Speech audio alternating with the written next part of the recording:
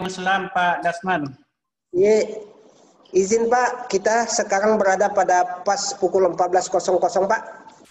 Ya, izin kita mulai Pak ya. Ya, silakan Pak Dasman. Ya. Baik, Bismillahirrahmanirrahim. Assalamualaikum warahmatullahi wabarakatuh. Puji syukur senantiasa kita aturkan kehadirat Allah Subhanahu wa Ta'ala. Pada hari ini sesuai dengan rencana kita pelaksanaan webinar kelas orang tua berbagi kita mulai. Ayah bunda sekalian, selamat bergabung semuanya. Kegiatan ini adalah bagian penting dari sebuah proses edukasi di masa pandemi untuk memberikan pencerahan orang tua berbagi bagaimana kemudian orang tua hebat melakukan pendampingan pembelajaran anaknya selama masa pandemi. Nah, sebelum kita memulai pada acara ini, Kepala Balai hadir di tengah-tengah kita pada proses ini dan beliau akan menyampaikan arahan-arahan terkait dengan proses kegiatan ini dan menjadi penting untuk kita simak bersama. Untuk itu kami silakan kepada Kepala Balai untuk memberikan pengarahan, sambutan dan hal-hal yang dianggap penting kaitannya dengan kegiatan ini. Disilakan Pak. Ya. Bismillahirrahmanirrahim. Terima kasih Pak Dasman. Ya, Assalamualaikum warahmatullahi wabarakatuh. Selamat siang. Om Swastiastu, Namo Buddhaya, salam kebajikan. Yang kami hormati Bapak narasumber ahli Pak Idris Minun, SPSI Peselor dari Rumah Sakit Anutapura ya, Kota Palu. Selamat siang Pak Idris. Yang kami hormati Bapak narasumber Pak Idris Malaranga. Beliau ini salah satu orang tua dari TK Siti Masita Kota Palu. Yang kami hormati Ibu narasumber Ibu Sunarti Yusuf. Beliau juga ini salah satu orang tua pada PAUD TK Pembina Kota Palu. Yang kami hormati Bapak Moderator Pak Dasman SPD MSI.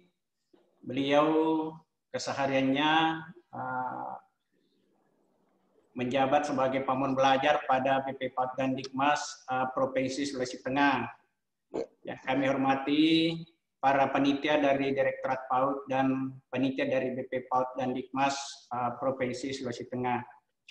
Serta yang kami hormati dan banggakan seluruh peserta webinar kelas orang tua berbagi mendampingi anak usia dini belajar dari rumah. Baik dari kalangan orang tua, peserta didik, maupun undangan lain yang tidak sempat kami sebut satu persatu namanya, seprovinsi Sulawesi Tengah, bahkan tadi saya dengar dari Bapak Moderator, ada dari Provinsi Sulawesi Selatan, ada dari Sulawesi Barat, dari NTB, dari Provinsi Jawa Timur. Selamat siang Bapak Ibu semuanya, terima kasih telah bergabung. Tentunya mari kita tidak henti-hentinya mengucapkan rasa syukur kepada Allah Subhanahu wa Ta'ala, Tuhan yang Maha Kuasa, di mana telah memberikan kesempatan, kesehatan, dan nikmat kebahagiaan kepada kita semua, dan terkirim salam dan taslim kepada Nabiullah Nabi Muhammad SAW. Tentunya dalam mengikuti kegiatan pada hari ini, yaitu kegiatan yang sangat penting buat kita semua dalam rangka mendampingi anak kita belajar dari rumah, khususnya anak usia dini. Webinar kelas orang tua berbagi mendampingi anak usia dini belajar dari rumah. Bapak, Ibu, narasumber yang kami hormati, kegiatan ini tentunya terlaksana atas kerjasama antara Direktorat Pembinaan PAUD, Ditjen PAUD Dikdasmen, Kemendikbud Republik Indonesia, dengan BP PAUD dan Dikmas Provinsi Sulawesi Tengah. Bapak, Ibu peserta yang kami hormati, negara tercinta kita ini sejak beberapa bulan yang lalu telah terdampak bencana pandemi COVID-19 dan sekarang sudah masuk pada tatanan kehidupan era baru atau new normal. Namun untuk meminimalisir bertambahnya kasus COVID-19, pemerintah tetap akan memberlakukan pembelajaran sistem online atau dalam jaringan. Tentunya kami harapkan antara guru dengan siswa atau peserta didik sesuai dengan surat edaran Kementerian Pendidikan dan Kebudayaan nomor 15 tahun 2020 tentang pedoman penyelenggaraan belajar dari rumah. Surat edaran nomor 15 ini memperkuat surat edaran sebelumnya nomor 4 tahun 2020 tentang pelaksanaan pendidikan dalam masa darurat coronavirus. Itu Bapak Ibu yang kami hormati. Dalam surat edaran tersebut bertujuan dalam rangka pelaksanaan belajar dari rumah atau yang biasanya diistilahkan BDR. Ini untuk memastikan pemenuhan hak peserta didik untuk mendapatkan layanan pendidikan selama darurat COVID-19, melindungi warga satuan pendidikan dari dampak buruk COVID-19, mencegah penyebaran dan penularan COVID-19 di satuan pendidikan, dan memastikan pemenuhan dukungan psikososial bagi pendidik, peserta didik, dan orang tua. Bapak Ibu peserta webinar yang kami hormati, tentunya peran orang tua sangat penting dalam mendampingi tumbuh kembang anak dalam kehidupannya berperan sebagai guru, sehingga menjadikan putra-putrinya berkarakter baik, berbudi pekerti, dan memiliki etika berbudi luhur. Jika ingin bangsa tetap jaya, maka orang tua tentunya menjadi peran utama dalam mendidik tata krama, etika, sopan santun, tentunya dalam rangka menumbuhkan rasa toleransi di tengah pergaulannya. Agar putra-putri Bapak Ibu yang berkarakter mulia, yang berbakti tidak hanya kepada sesama dan lingkungannya, namun juga tertanam rasa bakti kepada Tuhan Yang Maha Kuasa, sehingga menjadi putra-putri yang berbudi pekerti luhur dengan landasan dasar kasih sayang yang mendidik. Seperti itu Bapak Ibu yang kami hormati. Orang tua jangan pernah lalai dalam mendidik anak-anaknya, sehingga tumbuh putra-putri yang memiliki kecerdasan, namun disertai nalar dan logika yang seimbang, memiliki kemampuan otak dan budi pekerti yang baik serta seimbang. Bapak Ibu yang kami hormati, untuk menghindari jarak yang renggang antara orang tua dan anak-anak, maka perlu dibuatkan jadwal untuk berkumpul bersama keluarga di ruangan keluarga. Selain peran penting mengawasi waktu belajar mereka, sehingga waktu untuk berdiskusi itu menjadi wadah menyenangkan bagi anak kita mulai tumbuh dengan masanya sendiri. Bapak Ibu yang kami hormati, melalui kesempatan webinar ini, kita bisa memastikan bahwa dalam mendampingi anak-anak kita, jangan memaksakan kehendak orang tua kepada anak, agar mereka tidak terbebani, sehingga tidak menjadi anak yang tumbuh besar, namun tidak berbekal pengalaman, ditambah dengan pengetahuan dan wawasan. Dengan demikian, tentunya mereka bisa tumbuh dengan spirit yang kaya disertai cara berpikir yang mumpuni. Selain itu, Bapak Ibu yang kami hormati, mohon kepada orang tua agar terlibat seperti menyusun jadwal terkait dengan aktivitasnya dan kegiatan antara belajar dan bermain. Ide kreatif orang tua dan terlibat langsung dengan anaknya, komunikasi yang positif dalam mendisiplinkan anak, tentunya sebagai teman serta pemahaman etika dan budi pekerti menjadi bagian terpenting dalam tumbuh dan berkembang. Bapak Ibu yang kami hormati, mengingatkan tentang waktu dengan membangun komunikasi yang baik dan tidak meninggalkan sikap introspeksi diri, relasi sebagai hubungan baik antara orang tua dengan anak, yang mana dapat berfungsi sebagai guru dan juga sebagai orang tua untuk mendampingi anak-anaknya belajar di rumah. Tentunya dengan harapan memiliki keterkaitan dengan teknologi. Bapak Ibu yang kami hormati, sejak pandemi virus corona atau COVID melanda negara kita ini, berbagai kebijakan diambil sebagai upaya tentunya guna memutus penyebaran virus tersebut. Di antaranya mengambil kebijakan kegiatan belajar mengajar bagi semua siswa atau peserta didik yang ada di rumah untuk semua jenjang untuk belajar melalui sistem daring atau online. Kebijakan belajar dari rumah itu sangat tepat, terlebih di tengah di situasi pandemi COVID ini.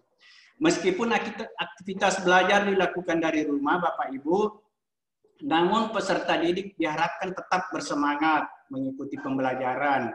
Selain itu, tentunya peran orang tua sangat penting, sekaligus bisa mendampingi serta mengawasi anak-anaknya untuk menyelesaikan beberapa tugas yang diberikan oleh gurunya. Selain bisa mengerjakan tugas, ya tentunya orang tua juga bisa mengajarkan pekerjaan rumah seperti anaknya diajar memasak hingga membersihkan rumah. Seperti itu, pembelajaran anak dan orang tua juga bisa membatasi seperti contohnya penggunaan HP seperti itu. Selama ini saat belajar dari rumah Bapak Ibu, semua peserta didik atau siswa seharusnya tetap bersemangat dan rajin belajar. Bahkan semua kegiatan tatap muka di rumah bersama dengan orang tuanya itu harus terpantau setiap saat kepada guru melalui media sosial yang tersedia seperti WhatsApp begitu.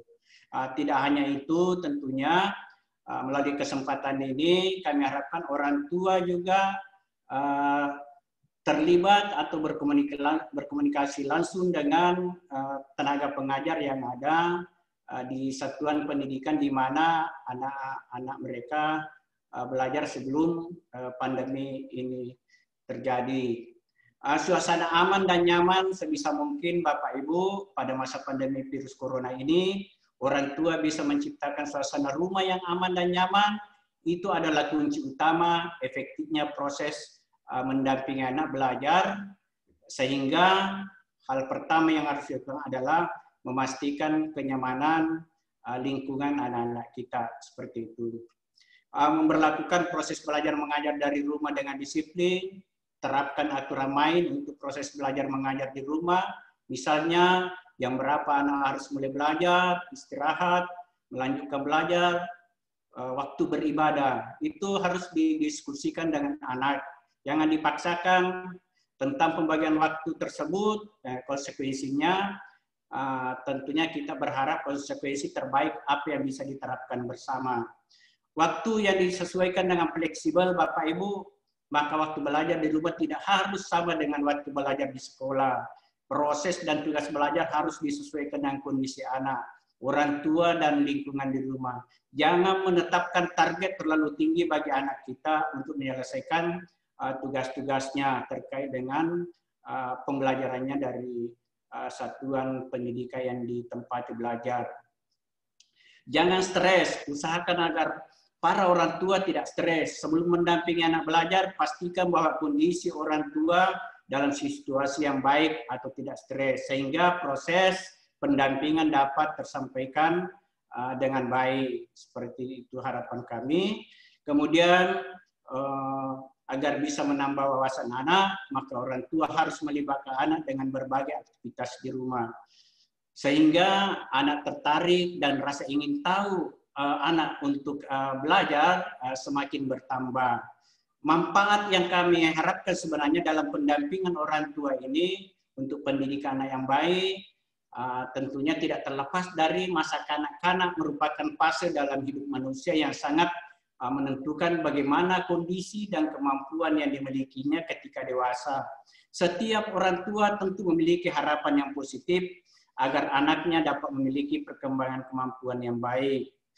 Tentunya kepada para peserta webinar, para orang tua peserta didik, ayah bunda, untuk mendapatkan perkembangan kemampuan tersebut, Makanya anak haruslah mendapatkan pembelajaran dalam pendidikan anak yang berkualitas.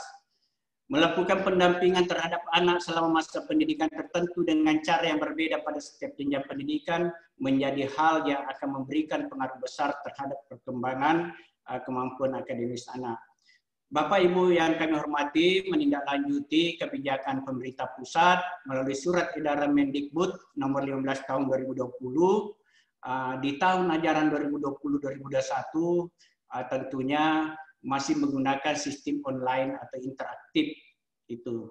Sedangkan untuk daerah-daerah pedesaan yang susah jaringan internet itu diperkenankan menggunakan media sosial seperti WhatsApp atau SMS. Roadmap pendidikan yang memang pada dasarnya mengarah kepada teknologi dan informasi harus dilakukan dalam waktu yang lebih cepat, mengingat suasana wabah pandemi COVID ini saat ini masih di mana-mana terjadi. Pendampingan oleh orang tua wajib dilakukan sebelum sistem pembelajaran dimulai.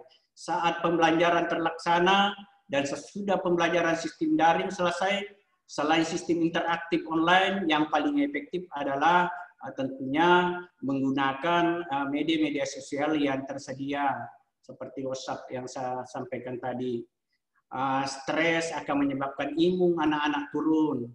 Kepada orang tua, tolong dihadapi anak-anaknya, karena ketakutan orang tua yang menyebabkan kepanikan tersendiri yang dialami oleh orang tuanya, itu bisa menyebabkan imun anak menjadi turun atau terhadap juga orang tuanya. Meskipun terdapat tantangan bagi peserta didik, orang tua dan guru, di balik kerinduan anak-anak kita dengan teman dan gurunya di tempat di mana dia belajar, namun jangan sampai terjadi tatap muka sebelum adanya perubahan kebijakan dari daerah masing-masing atau pemerintah pusat. Kalau di daerah masing-masing tentunya kita harus mengacu kepada kebijakan gubernur Sulawesi Tengah ini, kalau yang berdomisili di Provinsi Sulawesi Tengah. Guru jangan mengambil kebijakan sendiri, kalau memang pun di peserta webinar ini ada guru-guru kita, jangan mengambil kebijakan sendiri untuk melakukan tatap muka dengan peserta didik, dan usahakan ikuti peraturan dari pemerintah. Saya kira itu penyampaian saya. Mohon izin Pak Moderator, apakah kegiatan ini dibuka secara resmi? Ya, dibuka Pak secara resmi Pak. Oke. Baik, demikian yang saya sampaikan, tentunya dengan mengucapkan Bismillahirrahmanirrahim. Kegiatan webinar kelas orang tua mendampingi anak usia dini belajar dari rumah seprovinsi Sulawesi Tengah kami nyatakan dibuka dengan resmi. Kepada seluruh peserta webinar, saya ucapkan selamat mengikuti kegiatan ini bersama narasumber ahli dan narasumber lainnya yang sudah mempunyai pengalaman dalam mendampingi anaknya belajar dari rumah. Akhirul kalam, wabillahi taufiq wal hidayah. Wassalamualaikum warahmatullahi wabarakatuh. Waalaikumsalam warahmatullahi wabarakatuh. Terima kasih ayah bunda sekalian. Keynote speaker sekaligus membuka kegiatan tadi adalah Kepala Balai Pengembangan Kegiatan Belajar, Kepala Balai Pengembangan Pendidikan Anak Usia Dini dan Pendidikan Masyarakat Provinsi Sulawesi Tengah, yang baru kurang lebih 1 bulan bersama-sama kita. Selain kepala, beliau juga adalah orang tua kita. Nama beliau Bapak Haji Saprullah Esos MM. Nah, tadi banyak hal-hal yang disampaikan oleh beliau, arahannya kaitannya dengan bagaimana kemudian orang tua terlibat membangun karakter anak, bagaimana kemudian terlibat menyusun jadwal, bagaimana kemudian orang tua harus melepaskan kepentingannya lebih mendahulukan kepentingan anak. Baik, itu pesan-pesan penting, masih banyak lagi. Nanti mungkin setelah ini kami juga akan meminta materi arahan beliau untuk bisa kami share ke ayah bunda sekalian. Baik ayah bunda sekalian, di tengah-tengah kita sudah hadir pula 3 orang narasumber, 2 orang narasumber dari orang tua dan 1 orang narasumber ahli. Kami perkenalkan sebelum kami berikan waktu. Yang pertama Bapak Idris Malaranga. Beliau memiliki anak usia dini 3 orang. Yang pertama Habib Hasif Fawas 8 tahun. Kedua juga ada Syarifah Alfiarania 6 tahun dan Syarifah Azikiah Saniyah berusia 4 tahun.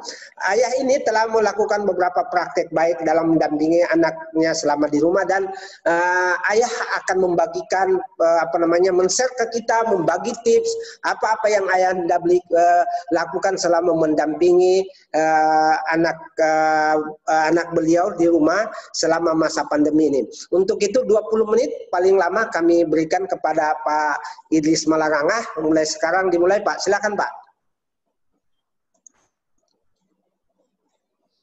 Share screen. Ya, dia share screen sendiri. Nah, ya, sudah. Terima kasih. Assalamualaikum warahmatullahi wabarakatuh. Waalaikumsalam. Pertama-tama, saya mengucapkan terima kasih pada pihak PAUD Sulawesi Tengah yang sudah memberikan ruang kepada saya. Terima kasih juga kepada Ibu Sukriya Hamsun, Kepala TK PAUD Siti Masita, yang sudah merekomendasikan saya sehingga bisa hadir pada forum ini. Semoga kita semua, Bapak Ibu sekalian, termasuk saya, termasuk orang-orang yang mendapat rahmat dan karunia dari Allah Subhanahu wa Ta'ala. Allahumma salli ala Sayyidina Muhammad wa ali Sayyidina Muhammad. Bapak Ibu sekalian yang saya hormati, sebagaimana yang sudah disampaikan oleh host tadi, Pak Dasman, bahwa saya memiliki 3 orang anak, 8 tahun, 6 tahun, dan 4 tahun. Dengan 3 orang anak ini, Bapak Ibu sekalian tentunya bisa bayangkan bagaimana dinamisnya kehidupan rumah tangga kami. Apalagi anak-anak yang terlahir sebagai generasi alfa ini, tentunya kita tahu energi mereka sangat banyak sekali. Jadi energi mereka sangat banyak sekali. Nah, dengan kondisi seperti ini, apalagi rumah kami juga tidak terbilang rumah yang kecil, bukan rumah yang besar. Dengan 3 orang anak ini, ya lumayan kesibukannya. Baik Bapak Ibu, saya akan memaparkan, saya akan mempresentasikan apa-apa yang kami lakukan, kegiatan apa yang kami lakukan di masa pandemi COVID-19 ini. Saya bagi kepada 3 fase, di awal COVID, kemudian di pertengahan, kemudian di era new normal. Bapak Ibu sekalian yang saya hormati, ketika pandemi COVID-19 ini masuk ke Indonesia, saya yakin kita semua panik. Saya juga panik. Tentunya kepanikan kita berbeda-beda cara menanggapinya. Untuk itu, sebelum kepanikan ini berlanjut lebih jauh, saya mengajak istri saya untuk berdiskusi. Berdiskusi untuk mengambil langkah-langkah antisipasi sekaligus proteksi kepada keluarga saya. Karena saya memiliki 3 orang anak yang masih kecil, yang menurut informasi valid yang kami terima bahwa mereka masih tergolong usia yang rentan terhadap virus COVID-19 ini. Maka langkah yang kami ambil adalah mengumpulkan informasi yang valid. Selanjutnya kami mencoba menyimpulkan tentang do and don'ts selama masa pandemi. Boleh dan tidak boleh yang dilakukan selama masa pandemi ini. Dan kami mencoba mengedukasi mereka tentang apa-apa yang boleh dan tidak boleh tadi. Next. Nah, selanjutnya, skenario itu selama sebulan berlangsung dengan baik. Selama sebulan. Akan tetapi memasuki bulan kedua, mulai terlihat ketimpangan. Anak-anak mulai gelisah. Hal ini terlihat dari perilaku mereka.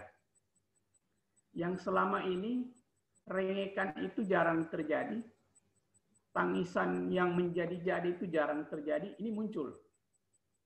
Akhirnya, sebagai orang tua, saya dan istri mencoba berdiskusi, melakukan identifikasi, dan akhirnya bermula pada satu kesimpulan bahwa kami stres. Namun tingkat stres kami berbeda-beda tentunya. stres pada anak tentunya mereka lebih sulit karena mereka akan lebih sulit memanipulasi stres mereka. Nah, untuk itu kami mencoba menghadirkan beberapa cara. Salah satunya adalah menghadirkan suasana belajar yang nyaman. Nah, suasana belajar ini kan sebelumnya mereka di sekolah, tiba-tiba mereka harus belajar dari rumah.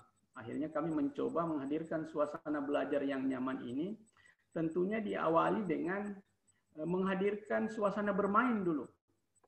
Nah, sebagai contoh, ini yang ada di slide, kami browsing di internet, mencoba mencari cara, akhirnya kami temukan, kami membeli kolam renang yang lumayan, ukurannya lumayan besar, sesuai dengan isi garasi kami.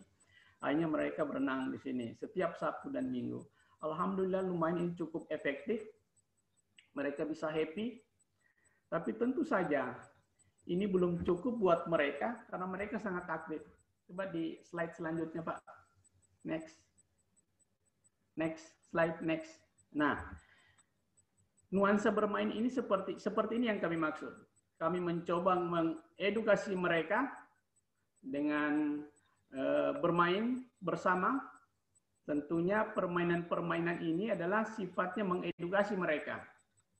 Nah, di samping itu, jadi ini anak-anak bermain Play-Doh dan lain sebagainya, Lego, membuat kue, membantu ibunya di dapur, dan lain-lain sebagainya. Ini hanya capture sebagian kecil dari yang sempat kami capture, kegiatan-kegiatan selama masa pandemi ini. Kemudian, Bapak Ibu sekalian, kami juga sebagai orang tua,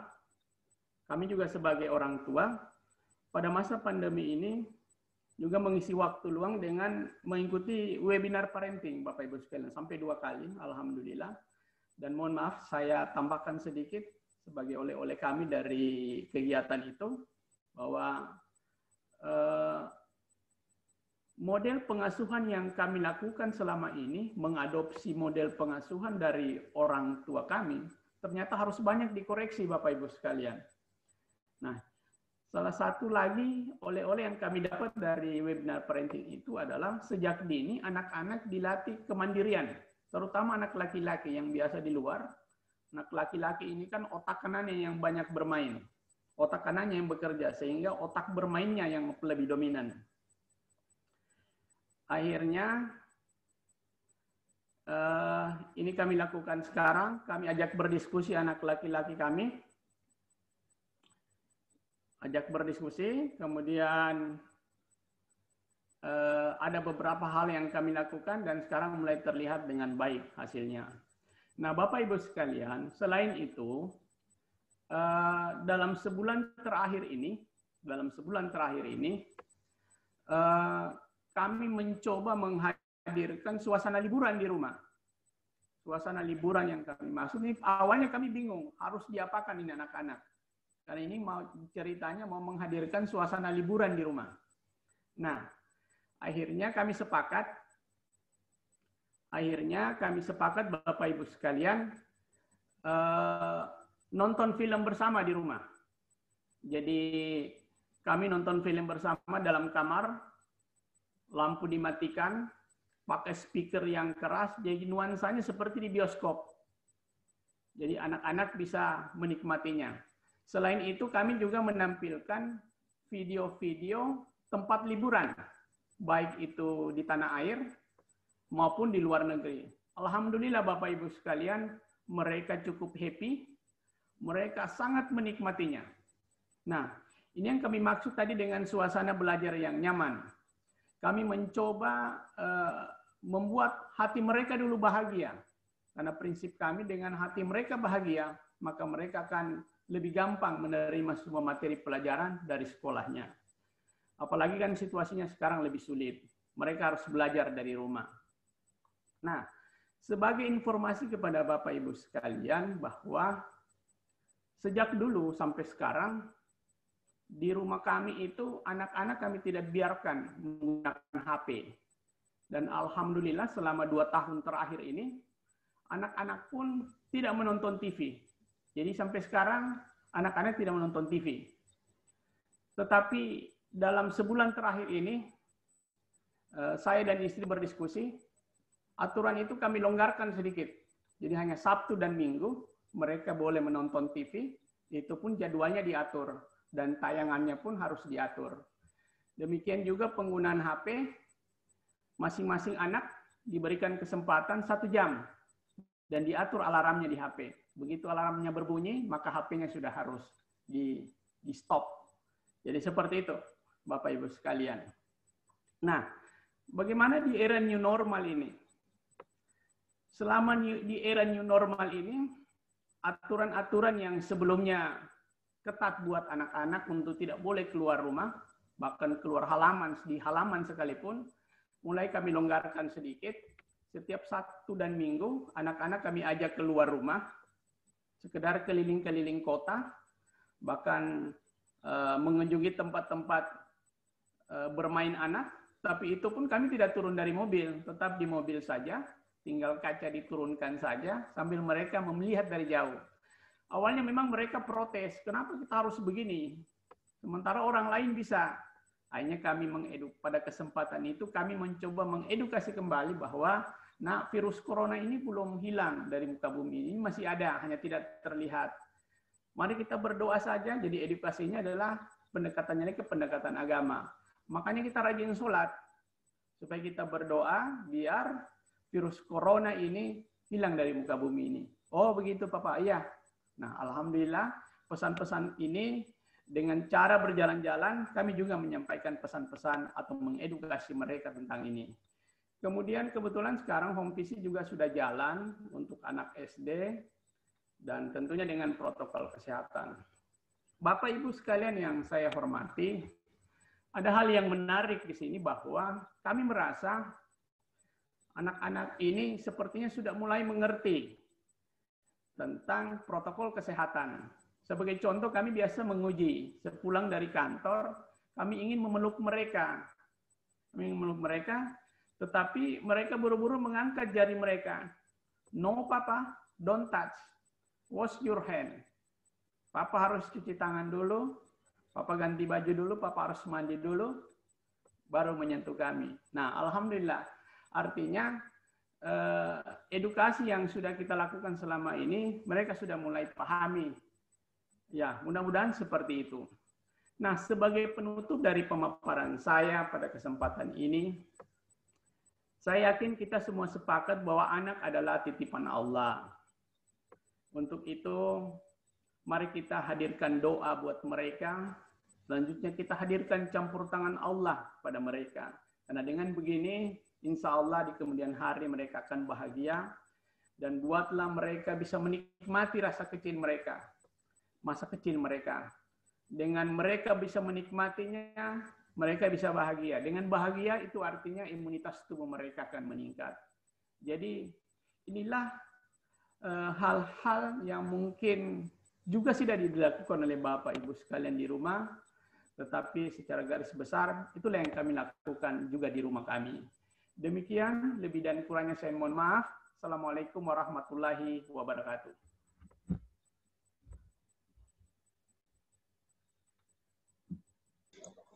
Baik, terima kasih. Demikian tadi paparan bagaimana orang tua hebat kita ini, Pak Idris dan keluarga mendampingi anaknya selama masa pandemi di rumah dengan berbagai kreativitas. Menghadirkan suasana bioskop di dalam rumah, tentunya mungkin tidak semua keluarga harus melakukannya, tergantung kemudian kesiapan. Tapi kemudian memfasilitasi anak bermain, sekali-sekali membawa mereka keluar dalam batasan-batasan dan protokol kesehatan menjadi penting. Nah, tidak kalah pentingnya bahwa kemudian ada kekompakan ternyata antara ayah Anda Idris dan bundanya dalam kaitannya dengan bagaimana mendampingi dari rumah.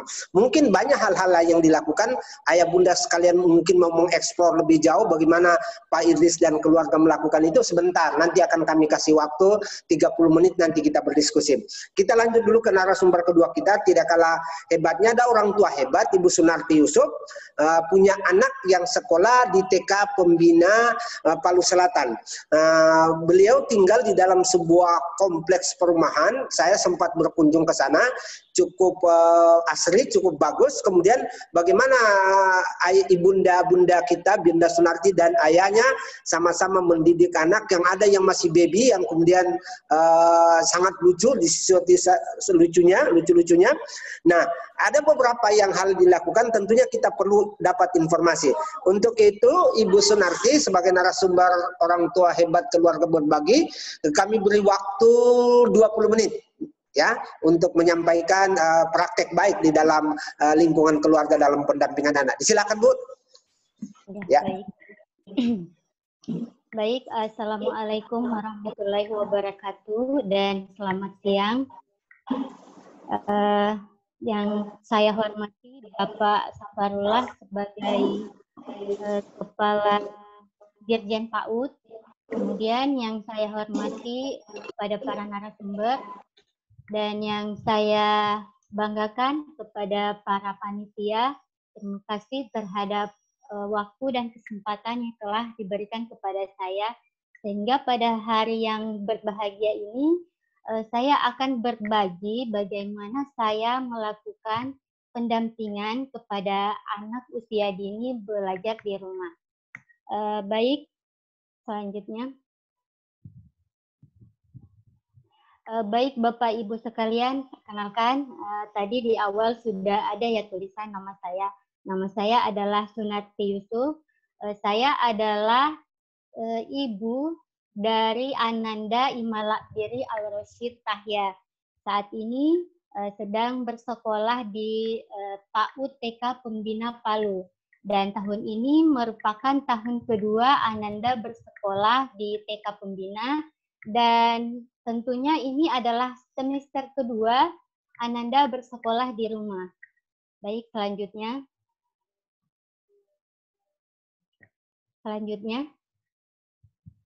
Nah, jadi ini adalah jadwal kegiatan rutin yang kami lakukan di rumah selama pandemi ini dan mengharuskan anak-anak untuk bersekolah di rumah. Namun kegiatan belajar anak di rumah ini saya terapkan secara fleksibel mengikuti mood anak. Selain itu, seperti kata Bapak moderator di awal bahwa kami punya bayi berusia 10 bulan dan saya harus menyiapkan dia dulu sebelum fokus kepada Ananda Ocit ini untuk urusan sekolahnya. Biasanya kami mulai mengerjakan tugas sekolah Ananda ini pada pukul 10 sampai pukul 12, jadi 2 jam itu. Karena pagi-paginya itu setelah sholat subuh saya harus menyiapkan keperluan orang rumah dulu, sarapan, kemudian bayi semua dan segalanya. Jadi setelah semua itu beres, baru saya mulai fokus untuk mendampingi Ananda Ocit menyelesaikan tugas-tugas dari sekolah. Nah, jika 2 jam itu pekerjaan sekolah belum selesai, itu kami akan lanjutkan di siang hari setelah sholat duhur dan makan siang, yaitu pada pukul 2 sampai pukul 3.30. Itu kami akan selesaikan di situ. Kemudian untuk dokumentasi sekolah, saya biasanya lakukan di malam hari setelah sholat Isya, sambil kami berbincang-bincang dan mereview kegiatan yang sudah kami lakukan seharian. Kemudian ada family talk. Di sini kami memanfaatkan waktu untuk berdiskusi. Kami banyak melakukan stimulus-stimulus, sugesti-sugesti yang baik kepada anak agar anak selalu berpikir positif dan merasa enjoy di rumah. Baik, selanjutnya.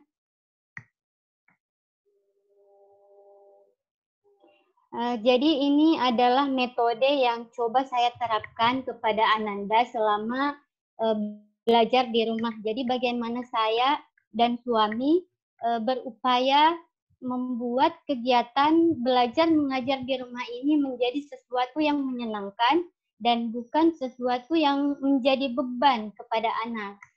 Jadi dari sekolah itu kami di grup kelas dikirimkan RPPM mingguan berisi tugas-tugas sekolah Ananda yang harus diselesaikan dalam minggu itu.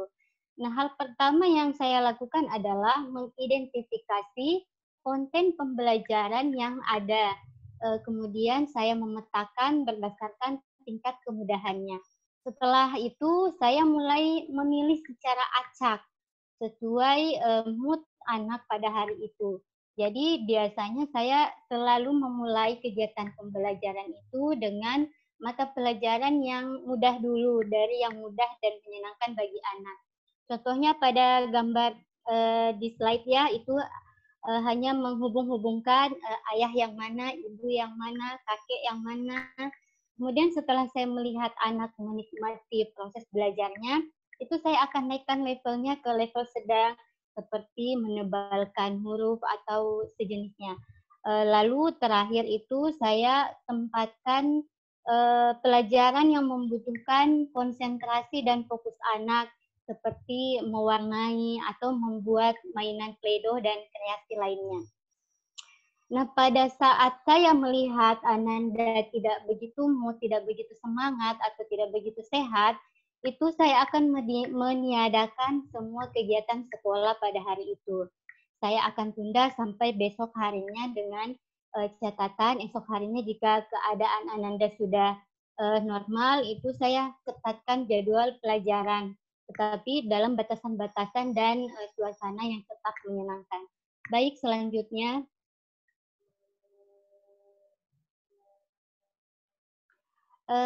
Ini dalam kegiatan pembelajaran anak, mendampingi anak di rumah itu, saya selalu, kami, saya dan suami selalu berupaya melibatkan diri dalam kegiatan pembelajaran anak.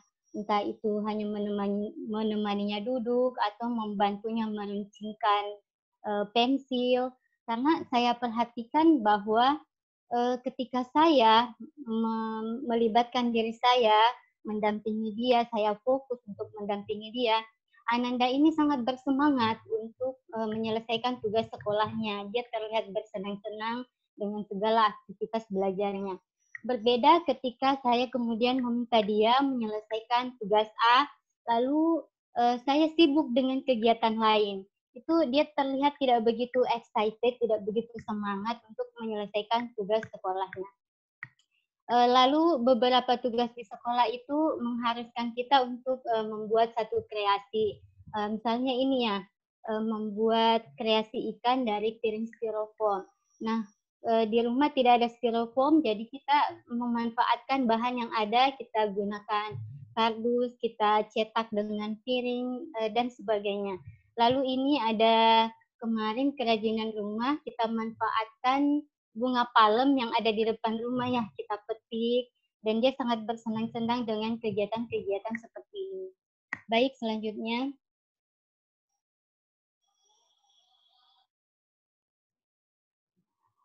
Selanjutnya adalah kami sangat berupaya dan selalu menghadirkan suasana belajar yang atraktif, yang tidak monoton, sehingga ada satu pembelajaran yang kami improvisasi, yang kami kembangkan, kami masukkan kreativitas di dalam mengerjakannya. Misalnya yang ini tugas membuat hiasan jendela, itu saya kembangkan menjadi satu permainan warna ya. Kami mencampur-campur warna dari warna dasar, kemudian kami gabung-gabungkan, kami membuatnya dari box susunya yang bekas kita gunting menyerupai bentuk macam-macam, dan ini menjadi satu kegiatan seharian, dan itu membuat dia terlihat lebih refresh karena kegiatan belajarnya itu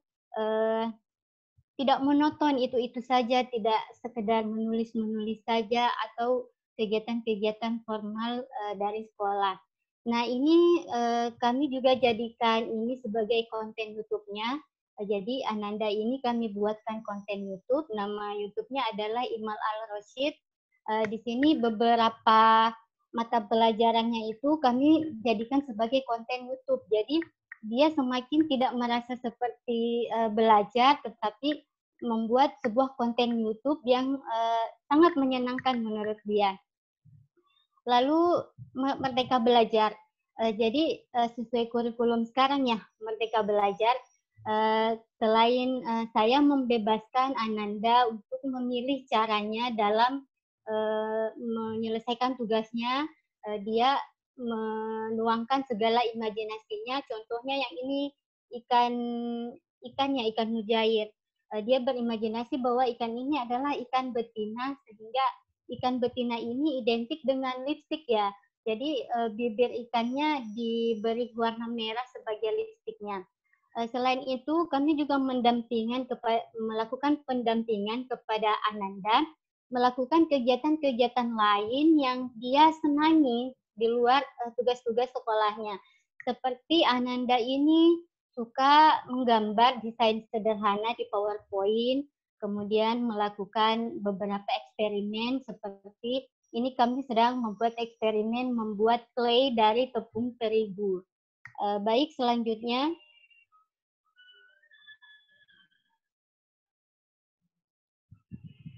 Nah ini, untuk laporan tugas sekolahnya itu kami mengumpulkan tugas di akhir pekan.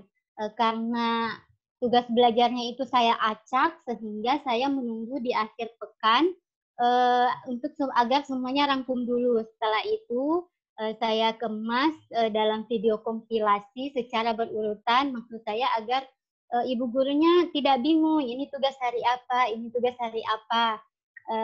Untuk video durasi pendek itu saya kirim melalui via WhatsApp, dan untuk durasi yang panjang itu saya posting di channel YouTube Ananda.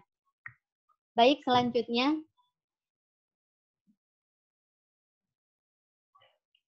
Nah, ini adalah cara yang kami lakukan agar Ananda memperhatikan tugas sekolahnya. Jadi yang pertama adalah setiap hari itu, setiap pagi saya selalu melakukan sounding bahwa setiap Senin sampai Jumat itu adalah hari sekolah, sehingga yang harus diutamakan itu adalah tugas sekolah. Setelah tugas sekolah selesai, Ananda baru boleh bebas melakukan kegiatan-kegiatan yang dia sukai. Lalu sugesti bahwa sekolah itu adalah sesuatu yang menyenangkan, bukan sebuah beban. Bahkan itu sesuatu hal yang harus sangat disyukuri karena mendapat kesempatan untuk bersekolah. Tidak semua orang bisa bersekolah. Jadi Ananda ini semakin bersemangat untuk memperhatikan tugas-tugas sekolahnya. Baik, selanjutnya. Bun, kita punya waktu 2 menit lagi, Bun ya. Oh iya, iya. Jadi ini kami sangat membatasi waktu dan durasi di hadapan layar. Dan sebagai gantinya itu kami melakukan banyak aktivitas seperti ini. Dia menggambar, kemudian kita biasa membaca buku, mengerjakan tugas rumah, bermain, dan melakukan hobinya yang memelihara ikan. Baik, selanjutnya.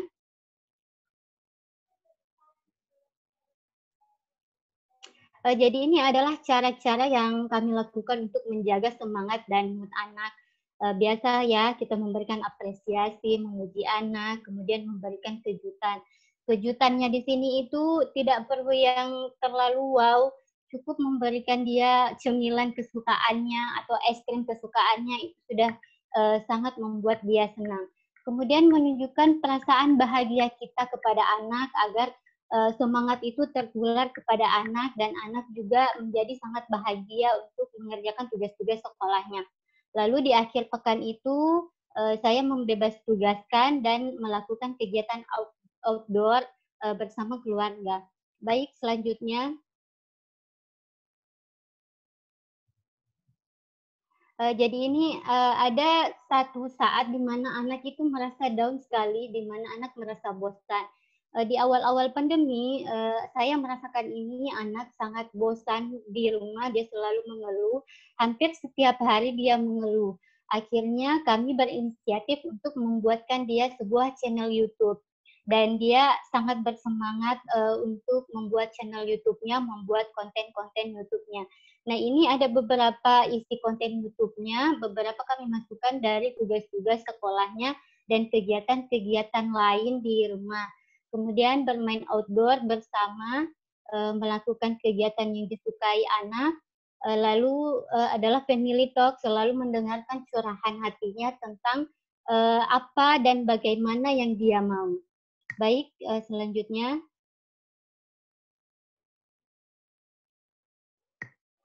Ya, seperti itulah yang kami terapkan kepada anak, bagaimana kami melakukan pendampingan kepada anak kami, ananda kami, Imalat dari Al-Rashid selama masa pandemi ini.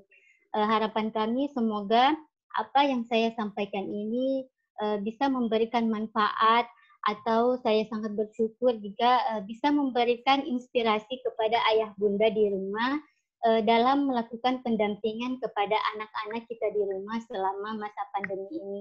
Dan semoga pandemi ini cepat berlalu dan anak-anak kita bisa kembali ke sekolah, karena saya sudah sering mendengar keluhan anak bahwa dia sudah sangat rindu kepada teman-teman dan ibu gurunya.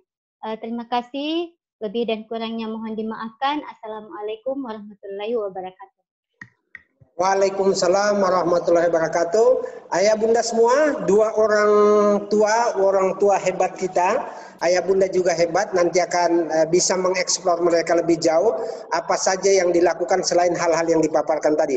Tapi yang menarik begini, di saat kita sedang webinar, di mana ada orang tua terlibat secara penuh di dalam kegiatan pendampingan anaknya di rumah, hari ini saya pada jam yang sama saya sudah menerima ada 13 WA yang masuk ke saya.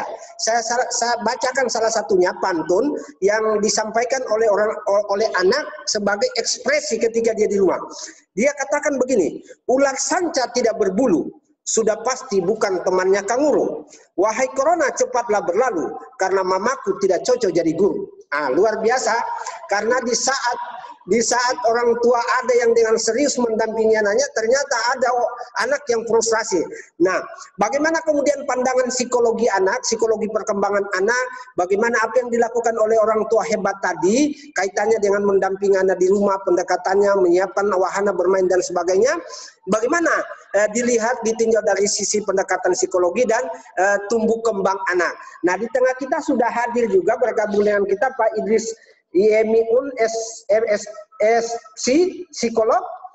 Beliau adalah hari-harinya adalah psikolog praktis, melakukan kegiatan-kegiatan melayani konsultasi dalam berbagai kepentingan perkembangan psikolog baik anak maupun orang dewasa, dan sehari-hari beliau adalah di Rumah Sakit Anutapura Palu. Pak Idris, assalamualaikum Pak Idris. Di unmute dulu Bu. Pak Idris, assalamualaikum. Di unmute Pak Idris punya. Ya, Pak Idris, assalamualaikum Pak Idris. Coba. Di unmute. Pak Idris. Halo, assalamualaikum. Pak Idris, bisa dengar suara saya Pak Idris? Halo, assalamualaikum.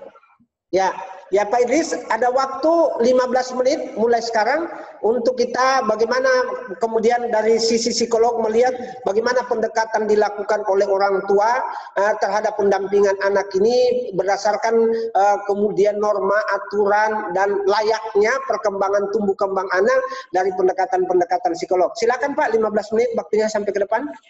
Ya. Ya, terima kasih. Assalamualaikum warahmatullahi wabarakatuh. Waalaikumsalam. Ya, baik. Saya mencoba untuk menyimak beberapa poin yang sudah disampaikan oleh kita tadi dalam melakukan pendampingan selama di rumah. Alhamdulillah ini sesuatu yang luar biasa bagi saya, dan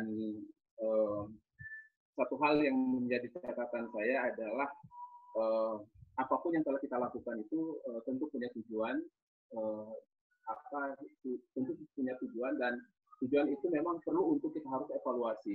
Tadi Bu Sunagri tadi di endingnya itu harusnya kita sudah harus melakukan tadi ya sharing ya. Kita harus apakah mereka sudah merasa puas atau tidak gitu ya. Harus ada sharing di akhir setiap di akhir sesi pembelajaran itu kita mencoba sharing dengan mereka apa yang dirasakan, apa yang perlu untuk apa yang perlu untuk dievaluasi, apa yang di mana mereka tidak suka, di mana yang mereka suka, itu menjadi sangat penting sekali evaluasi sharing itu. Sehingga untuk kedepannya itu selalu ada perbaikan, apa perbaikan-perbaikan. Kemudian juga tadi ada jadwal-jadwal dan sebagainya. Ya. Namun yang paling penting sebetulnya dari semua itu adalah karena kita belajar, karena pendampingan ini kan kita lakukan pada anak-anak yang masih di bawah usia anak ya, masih di usia PAUD. Jadi yang paling penting untuk kita pahami adalah pemahaman kita terhadap bagaimana sih sebetulnya perkembangan anak. Nah, kenapa ini perlu untuk kita pahami perkembangan pada anak? Ya, kita tahu bahwa pada usia-usia dini seperti ini adalah usia di mana anak itu kemampuan psikologisnya itu kalau kita melihat grafiknya itu sangat cepat sekali, ya, fluktuatif sekali. Moodnya itu sangat mudah sekali berubah, ya. Situasi psikologisnya sangat mudah. Stresor yang muncul di dalam rumah itu menjadi sangat menentukan sekali. Nah, sehingga kenapa kemudian pada usia ini disebut sebagai usia yang sangat baik sekali, kalau mungkin lebih kerennya kita sebut dengan koordinat, karena dalam usia ini pertumbuhan dan perkembangan yang terjadi akan menjadi fondasi dasar dari anak itu tersebut kalau nanti dia dalam proses pendidikan selanjutnya. Nah, dalam proses itu ini yang kita sebut dengan namanya masa pertumbuhan atau masa perkembangan pada anak. Jadi ada dua pada usia ini yang berkembang, yang harus kita perhatikan, yaitu tumbuh dan perkembangan pada anak. Nah, yang perlu kita lihat adalah setiap anak itu adalah unik, ya. Jadi pertumbuhan dan perkembangan pada anak itu setiap anak itu berbeda dan unik. Gitu. Nah, orang tua kalau tidak mampu memahami ini, fase-fase perkembangan ini akan sulit. Bawaannya pasti stres dan kemudian emosi. Ya. Nah, kemudian coba kita lihat, ya, bagaimana garis waktu perkembangan pada anak. Kita lihat rentang waktu, ya, kita berbicara tentang PAUD itu antara 0 sampai dengan 6 tahun. Ya.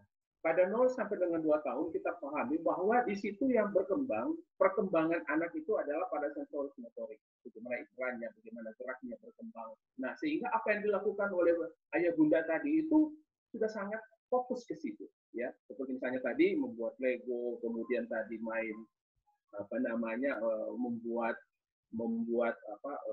membantu ibunya di rumah, kemudian warna dan lain sebagainya, itu adalah sensori motorik. Nah, nah, tujuan dari apa yang dilakukan itu tadinya adalah untuk merangsang stimulus pada anak. Nah, itu kan tujuannya itu. Jadi apa yang dilakukan oleh ayah bunda tadi itu, ya Pak Idris dengan Pak Sulaki tadi, itu adalah fungsinya adalah untuk merangsang otak anak. Nah, kemudian pada usia 2 sampai dengan 6 tahun itu praoperasional. Seperti apa itu? Dia sudah mulai bekerja. Praoperasional itu dia sudah mulai merakit, dia sudah mulai menyusun Lego dan lain sebagainya. Ini yang disebut dengan praoperasional. Jadi tahapan perkembangan ini harus kita pahami betul. Ya. Nah, kemudian apa yang tumbuh? Ya, 8 pada 8 ya. Itu kalau kita lihat pada sensori motor itu muncul dia pada 0 sampai dengan 2 tahun. Pertumbuhannya itu 0 sampai dengan 8 bulan. Itu pertumbuhan. Kalau pertumbuhan itu lebih kepada fisiknya. Nah, kemudian ya usia bermainnya juga itu sudah mulai muncul pada 8 sampai dengan 18 bulan. Ya, kemudian usia bermasih pada sampai dengan 24 bulan. Nah, kalau sudah umur di antara 24 sama dengan di atas tadi, ya, praoperasional itu, ya kalau kita lihat, ya itu sudah pada perkembangan daripada kemampuan anak bekerja melakukan apa yang dia lakukan. Misalnya kan kadang-kadang anak-anak itu kan nggak bisa diam. Kadang-kadang yang bagus itu dirusak gitu ya, kemudian kita pasang lagi. Dan di situ butuh pendampingan orang tua. Kadang-kadang ada anak yang mungkin suka ngusulin barang-barang temannya dan kita lihat pada usia-usia itu sudah mulai muncul. Ya. Kemudian coba kita lihat ada 12 prinsip, ya ada 12 prinsip perkembangan. Yang pertama, seluruh aspek perkembangan anak saling terkait satu dengan yang lainnya, ya dan saling mempengaruhi. Jadi perkembangan pada anak itu saling terkait satu dengan yang lainnya dan saling mempengaruhi. Apa yang tidak berkembang pada umur misalnya Jadi pada anak itu dalam setiap tahunnya itu ada tugas-tugas perkembangan. Apa yang tidak berkembang pada misalnya usia 0 sampai dengan 8 tahun itu akan berpengaruh pada usia 1 sampai dengan 2 tahun. Sehingga kenapa dikatakan bahwa aspek perkembangan anak itu saling terkait ya satu sama lainnya dan saling mempengaruhi. Perkembangan juga, perkembangan memiliki urutan yang runtut. Jadi perkembangan itu runtut, ya tidak simultan, tidak loncat, tidak. Ya. Jadi perkembangan pada anak itu tidak loncat ya, tapi dia beruntut. Berkembang apa dulu. Jadi misalnya tadi coba kita lihat. Kalau misalnya ada muncul pertanyaan, kenapa kemudian ada anak dalam proses perkembangannya itu, misalnya ada yang anak dari misalnya dia ngesot, kemudian langsung bisa jalan. Kadang-kadang dia tidak lewat ngesot dulu, dari belajar merangkak langsung bisa jalan. Itu pengecualian. Anak-anak dalam pengecualian. Tapi pada dasarnya perkembangan pada anak itu runtut, ya, urut dan runtut. Ya. Kemudian 3, setiap anak memiliki proses perkembangan yang berbeda. Ini harus kita perhatikan betul ini. Ya, setiap anak itu punya proses perkembangan yang berbeda. Ya, stimulus apapun yang kita berikan pasti perkembangannya akan berbeda. Jangankan itu, anak yang kembar identik pun dalam proses perkembangan itu memiliki proses perkembangan yang berbeda. Ya, soal rasa misalnya, soal warna kesukaan itu kita bisa lihat. Dan yang keempat, pengalaman sebelumnya mempengaruhi. Ya, pengalaman sebelumnya itu sangat mempengaruhi. Ini harus kita pahami dalam prinsip perkembangan. Ya. Kemudian proses perkembangan sesuatu yang dapat diperkirakan menuju ke arah yang lebih kompleks, terorganisasi dan terinternalisasi. Jadi kita lihat kalau bisa kita perhatikan betul ya perkembangan pada anak kalau kesini itu kan kadang-kala itu kompleks kalau kita lihat. Nah disinilah kalau kemudian muncul flow, anak saya kok tiba-tiba bisa begini, flow anak saya kok bisa, kadang-kala kita terkaget saja dengan perkembangan anak. Nah ini yang harus kita perhatikan bahwa perkembangan anak itu ya itu ke arah yang lebih kompleks. Dia tidak begitu saja, tapi dia berwarna karena dia itu stimulus yang dia terima semakin banyak stimulus yang dia terima dari luar itu akan semakin kompleks ya perkembangan dia. Ya namun dia terorganisasi dan terinternalisasi antara satu dengan yang lain. Kita tahu dalam proses perkembangan otak pada anak ya stimulus itu ibaratkan ke jaringan telepon ketika misalnya muncul stimulus yang satu itu terkoneksi dengan coding yang ada di dalam otak tadi itu. Kemudian yang keenam, perkembangan dan pembelajaran dipengaruhi oleh konteks budaya dan sosial yang beragam. Nah, ini sudah di eksternal anak. Ya, ini menjadi harus prinsip yang kita harus pengaruhi. Jadi seperti tadi, kenapa saya katakan tadi, situasi stres dalam rumah, situasi stres di luar rumah itu sangat berpengaruh terhadap perkembangan anak. Ini perkembangan dan pembelajaran itu dipengaruhi oleh konteks budaya dan sosial yang beragam. Anak yang ketujuh, anak sebagai pembelajar yang aktif, dia terus aktif. Ya, kadang-kala tidur pun, otaknya itu kan mulai bekerja. Ya, pada saat dia mau tidur itu kan proses untuk memasukkan itu kan pada saat proses mau tidur itu kan dia bekerja gelombang alfa ya. Dimana kalau kemudian stimulus yang kita berikan itu akan sangat mudah masuk ke alam bawah sadar dia. Jadi yang kemudian akan tersimpan sangat rapi itu di alam bawah sadar dia. Nah itu akan muncul ketika misalnya ada momen dan lain sebagainya. Kemudian yang kedelapan, perkembangan dan pembelajaran dipengaruhi oleh pematangan secara biologis dan lingkungan. Ingat bahwa perkembangan ya dan pembelajaran itu sangat dipengaruhi oleh pematangan secara biologis anak. Kalau anak secara biologis tidak diperhatikan, kemudian lingkungannya juga tidak diperhatikan, ini akan sangat berpengaruh terhadap perkembangan dan pembelajaran. Ya. Kemudian yang ke-9, bermain sebagai alat bagi anak dalam yang menunjukkan tahapan perkembangan. Ini kalau di PAUD ini sudah sesuatu yang sangat kelihatan. Kemudian yang ke-10, perkembangan anak akan lebih meningkat jika anak diberikan kesempatan untuk melatih keterampilan. Seperti tadi disampaikan, anak kalau diberikan kesempatan memilih ya tadi Ibu Sunarti dengan Pak Idris tadi ya, itu sudah artinya kemandirian di sini menjadi sangat penting sekali. Ya. Ya, waktu kita 5 menit lagi Pak. Ya. Oke siap. Anak memiliki beragam cara untuk belajar dan mencari tahu, serta memiliki berbagai cara untuk menunjukkan apa yang diketahuinya. Ya, anak memiliki beragam cara. Jadi setiap anak itu ya berbeda. Kenapa anak berbeda? Karena setiap anak itu mempunyai cara dia belajar. Style dia belajar itu setiap anak berbeda. Ya. Yang ke-12, anak akan lebih mudah belajar jika anak merasa aman kuncinya. Anak akan mudah belajar jika anak merasa aman dan nyaman. Ya, Ayah Bunda, itu menjadi kuncinya adalah prinsipnya adalah itu yang terakhir. Nah, bagaimana menerapkannya? Menciptakan komunikasi belajar yang kondusif. Tadi sudah dicoba diterapkan ya. Menciptakan metode yang dapat meningkatkan dan memperbaiki perkembangan proses belajar. Tadi inovasinya harus terus dilakukan. Memberikan stimulus terhadap perkembangan proses belajar. Ya, dicoba yang ini, yang merasa bosan, moodnya bagaimana, nah itu selalu harus diberikan stimulus yang selalu.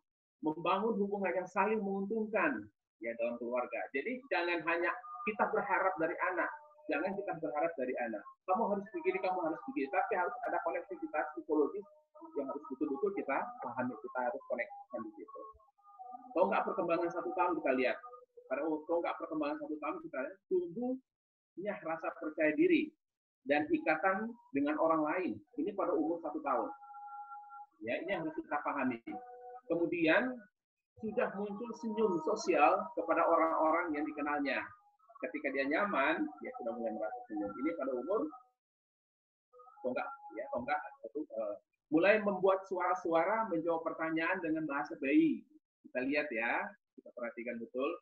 Memperlihatkan rasa takut pada orang yang tidak dia kenal. Ya, kalau misalnya tiba-tiba dia kenal lain, mama itu siapa ya? Kadang-kadang dia terus misalnya kemudian dia berlindung di balik belakang ibunya atau bapaknya gitu. Mampu mengetahui letak benda yang disembunyikan dari pandangannya. Coba ini dilatih ya pada tonggak ini, ibu, bapak, ibu ya, ayah, bunda, coba dilatih ini. Ketika kita menyembunyikan benda sesuatu ini, kita mau ingin mengecek apakah memang ini sudah muncul pada umur 1 tahun. Mengulang kembali gerakan untuk kesenangan. Jadi ini pada gerak motoriknya. Menjelajah lingkungan untuk meningkatkan pengendalian badan. Ya. Kemudian umur 1 sampai 3 tahun, anak mulai mencoba kemampuan baru yang memiliki, yang berjalan, berlari, memegang, sendok, bola dan lain sebagainya. Ini pada usia ini. Kalau anak ada pada tonggak perkembangan ini bisa dicoba ya. Ini bisa dia lakukan atau tidak. Kalau ternyata dia masih belum dilakukan ya, berarti ada tugas perkembangan yang mungkin mengamuk sebagai wujud dari pemahaman dirinya dan berbeda dengan ya, kita 2 menit lagi Pak, 2 menit lagi Pak Min. Mulai bermain, ya. Ya. Oke. Muncul bahasa ya. Kemudian perkembangan selanjutnya ya, perkembangan lanjutan baik keterampilan gerak kasar maupun halus sudah mulai muncul. Mulai dapat untuk bermain peran. Nah, ini kita mulai ya, kita membawa tas, memakai sepatu ya, mulai bermain peran, jadi ibu, jadi anak. Mulai main sosial dengan anak lain misalnya. Ya, kamu bermain sosial itu bagaimana emosinya di situ dilatih. Mulai latih buang air kecil. Ini toilet training, senang pada kebiasaan dan rutinitas. Ini ada mulai sudah muncul. Nah, 3 sampai dengan 6 tahun, kemampuan mengendalikan diri pada gerak kasar dan halus semakin berkembang. Kemudian yang berikutnya, menggunakan bahasa untuk mencegah masalah. Ini mulai muncul pada umur ini ya. Menggunakan bahasa untuk memperkuat main dengan teman sebaya dan orang dewasa. Kemudian juga mulai muncul hubungan sosial dalam bekerja sama ya pada anak. Kita kalau cek pada umur ini sudah mulai muncul atau belum. Ya, ini bisa dilakukan di rumah juga ya. Harus kadang-kadang di rumah juga harus menghadirkan orang lain ya, harus menghadirkan orang lain, ponakan dan lain sebagainya untuk mengecek ini sudah mulai muncul atau tidak kerjasamanya. Mampu menggunakan berbagai jenis bahan mainan. Kemajuan dari mainan sensori motorik dan atau mainan proses kemampuan untuk mewakili dunia nyata dalam blok, papan lukis dan lain sebagainya, dan bermacam-macam bahan mainan pembangunan lainnya. Ya, ini kita bisa cek. Jadi mungkin seperti itu ya yang bisa saya lakukan, sedikit akan speednya. Mudah-mudahan kita bisa menjawab nanti. Oke, terima kasih Pak Dharma.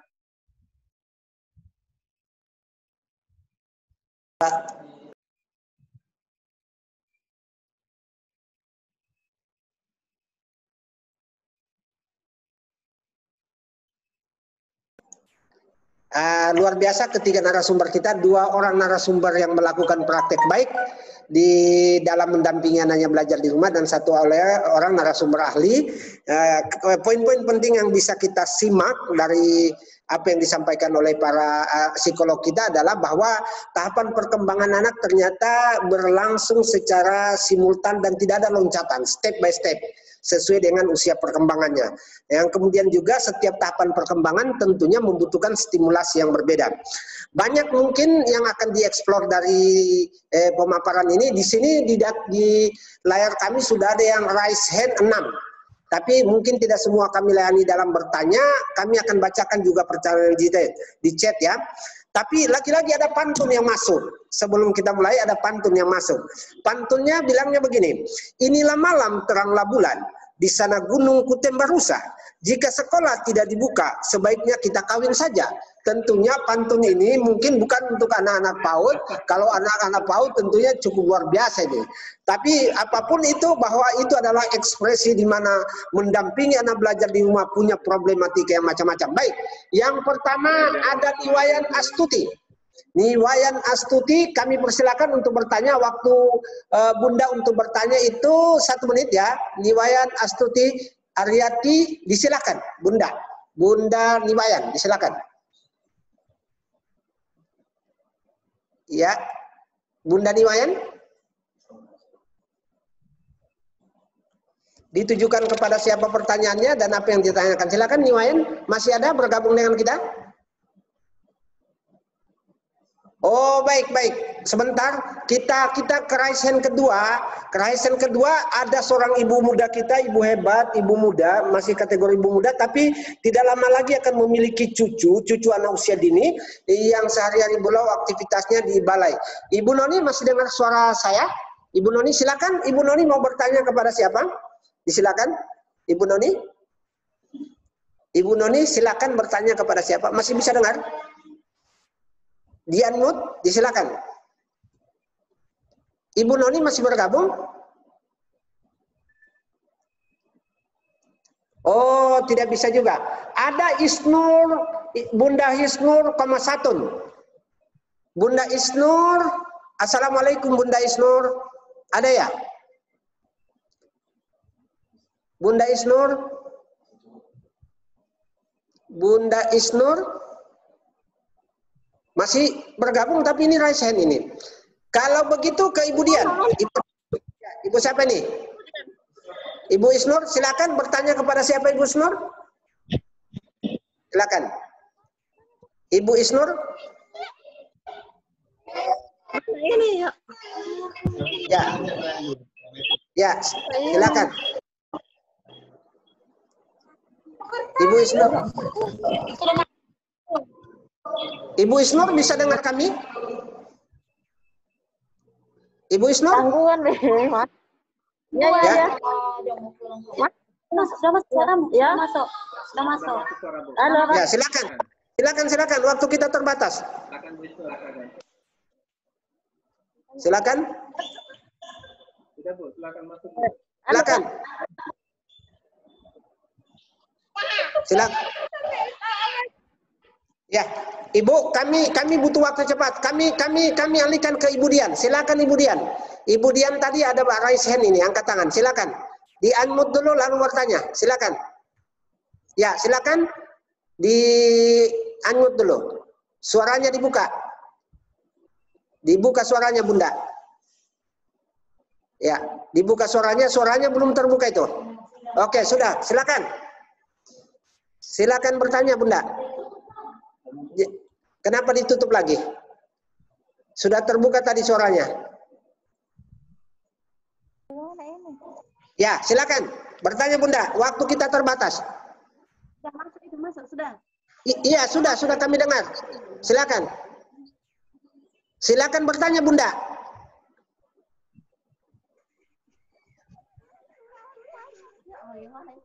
Bos. Silakan bertanya Bunda. Kemudian. Dibuka maskernya mungkin? Halo Pak. Sudah kami dengar Bun. Silakan. Bagaimana cara mendidik anak yang lebih baik dan disiplin?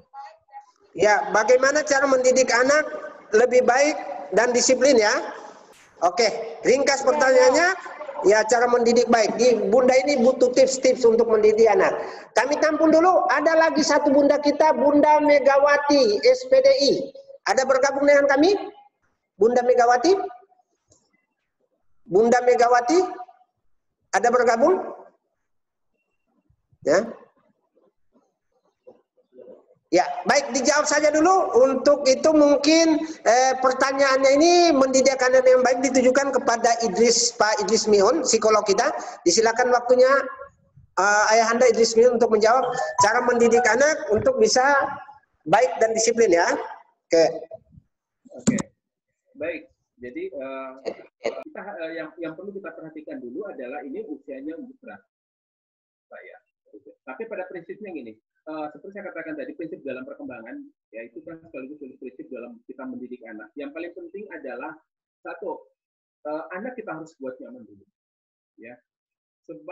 Bagaimanapun kita mau mendidik anak, ya. Kalau anak nggak nyaman, susah untuk kita masuk, ya. Nah, kenyamanan ini akan muncul ketika komunikasi yang kita bangun itu adalah komunikasi yang sangat efektif. Ya, komunikasi yang efektif itu adalah komunikasi di mana salah satu pihak itu tidak merasa terintimidasi dengan apa misalnya kita misalnya mengajak anak untuk belajar, misalnya kita menyuruh anak untuk mengerjakan suatu PR misalnya. Bagaimana kemudian anak itu seperti dikatakan oleh ayah bunda tadi, bagaimana anak itu melakukan itu tanpa beban? Bagaimana anak belajar itu tanpa beban? Nah, pertanyaan bagaimana untuk bisa melakukan itu? Ya, ciptakan dulu rasa nyaman. Kita berbicara pada anak umur usia, mau sampai dengan usia PAUD ya. Yang dibutuhkan oleh anak pada usia ini itu adalah yang paling utama itu adalah rasa nyaman. Ya. Rasa nyaman ini bisa muncul, yang pertama muncul ketika komunikasi kita bagus. Anak tidak merasa terintimidasi. Ketika komunikasi bagus, ada hubungan emosionalnya di situ. Bagaimana kemudian kita bisa mengecek anak itu dengan kita nyaman dan kemudian punya hubungan emosional yang baik? Kita harus mengecek touching-nya bagaimana. Mengecek dengan touching. Touching itu adalah merupakan sentuhan ya. Sentuhan itu, touching itu sentuhan di bagian belakang turun ke bawah. Touching. Ketika anak misalnya kita sentuh pada bagian belakang, Bapak Ibu sekalian ya seperti ini ya. Saya mencoba gimana? Sini ya. Sini. Touch.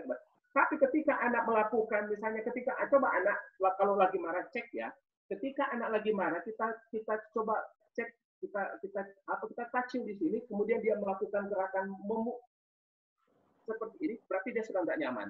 Ya, dia sedang tidak nyaman. Ini kita harus bikin nyaman dulu dia. Nah, jadi kuncinya di situ. Harus anak nyaman dulu. Ketika anak nyaman dulu, ya. Dengan sendirinya disiplin itu akan ngikut.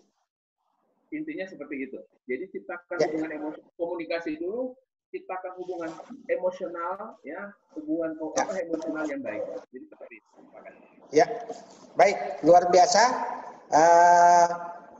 Jawaban tadi. Sebelum kita lanjut kepada pertanyaan berikutnya, kami ingatkan untuk mengisi absen yang ada di link dibagikan di chat. Narasumber juga mengisi absennya yang ada di chat. Disilakan mengisi. Berikutnya ada Ibu Siti Rodia. Ibu Siti Rodia, bisa dengar kami? Siti Rodia? Siti Rodia, ya. Silakan Ibu Siti Rodia bertanya kepada siapa? Boleh untuk semuanya, Pak. Ya, baik, silakan. Assalamualaikum warahmatullahi wabarakatuh. Waalaikumsalam warahmatullahi wabarakatuh.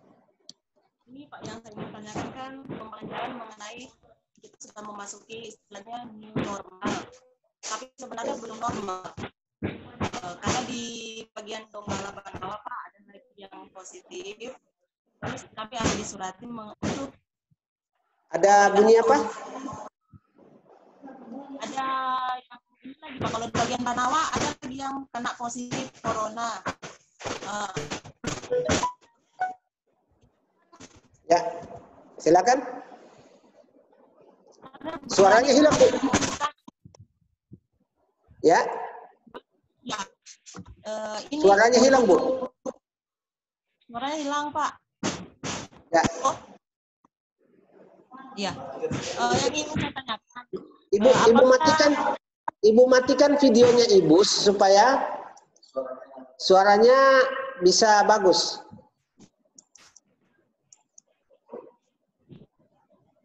Ya, silakan. Yang ingin saya tanyakan, Pak, bagaimana caranya memberikan untuk kita share dengan orang tua bahwa mereka mengizinkan atau tidak mengizinkan untuk anaknya sekolah. Terus kebanyakan orang tua ada beberapa yang mengizinkan anaknya untuk sekolah. Cuma kami dari pihak sekolah ragu sebenarnya, Pak, karena ini kan murid yang umurnya masih dini sekali. Takutnya begitu. Cuma ada sebagian orang tua yang menginginkan anaknya untuk masuk sekolah ini dalam era new normal ini nantinya ini, Pak. Bagaimana itu memberikan saran ke orang tua? Apakah memang bagaimana? Ya, bingung juga sih sebenarnya, Pak. Cuma kita ada perasaan was-was, takutnya resikonya ini kan besar ceritanya, Pak. Kami sudah tangkap. Terima kasih. Oke, pertanyaannya Ibu lebih kepada kebijakan. Bagaimana kemudian sekolah harus dibuka itu terkait dengan kebijakan. Tetapi mungkin intinya lebih kepada bagaimana orang tua ketika sekolah tidak berproses, tidak ada izin sekolah karena masa pandemi, ada tips-tips tertentu yang sederhana. Paling tidak anak-anak terlayani. Mungkin dari Ibu Sunarti ada hal yang disampaikan ke Bunda kita. Silakan Bu Sunarti. Bu Sunarti masih dengar kami? Silakan, Bun. Ibu Sunarti? Oh iya. Silakan. Tadi ada pertanyaan, tapi bagaimana kemudian terkait dengan kebijakan semestinya tadi itu, tapi lebih kepada kemudian ketika tidak sekolah, kemudian bagaimana ketika sekolah dilakukan pelayanan di rumah layaknya seperti di sekolah. Silakan, Bun. Oh iya. Jadi dalam melakukan pendampingan ini saya banyak berkonsultasi dengan ibu gurunya juga bagaimana anak-anak ini. Jadi sebenarnya tidak semua tugas yang diberikan oleh ibu guru itu saya selesaikan semua. Karena saya juga melihat kondisi anak. Kalau misalnya si anak ini mulai sudah bosan, saya akan menghentikan pelajaran itu, lalu melanjutkannya di lain waktu. Hanya mungkin kepada orang... Ya, halo? Ya, silakan Bu, lanjut. Mungkin bagi orang tua yang sudah mulai kehabisan akal bagaimana mendidik anak di rumah itu, dari saya jangan terlalu dipaksakan lah. Kalau kami ini prinsipnya bahwa sekolah PAUD itu TK adalah untuk bersenang-senang. Jadi kita tidak perlu merasa terbebani dengan tugas-tugas yang ada.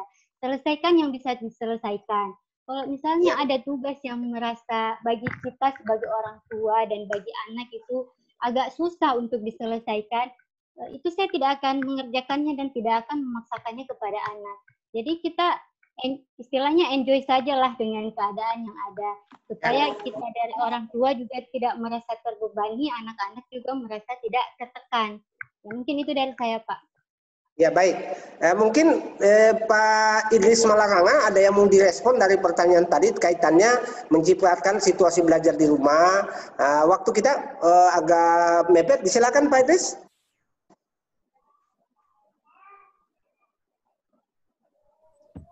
Menyangkut tentang new normal tadi, Pak. Ya. Halo? Ya. Ya, sudah ditangkap. Mungkin definisi new normal ini bukan karena banyaknya pasien yang bertambah, tetapi new normal ini adalah sebuah perilaku dari kita, masyarakat, bagaimana misalnya, apakah kita disiplin tidak menggunakan masker, jadi kita kemana-mana sudah harus menggunakan masker, sudah membawa hand sanitizer di tas kita, sudah membawa tisu dan lain-lain sebagainya. Jadi mungkin itu yang dimaksud dengan era new normal. Terkait dengan apa boleh tidaknya bersekolah, ya mungkin ini harus butuh kajian dari pihak-pihak yang terkait. Kita persilakan saja pihak-pihak yang terkait biar bisa Apabila keputusan ini diambil boleh, maka tentunya pihak sekolah pun bisa melakukan langkah-langkah antisipasi bagaimana caranya melakukannya di era new normal ini. Saya pikir itulah tadi jadi saya garis bawahi bahwa era new normal ini bukan karena banyaknya pasien yang bertambah, tetapi ini adalah sebuah perilaku di dalam masa pandemi COVID-19. Terima kasih Pak. Ya baik.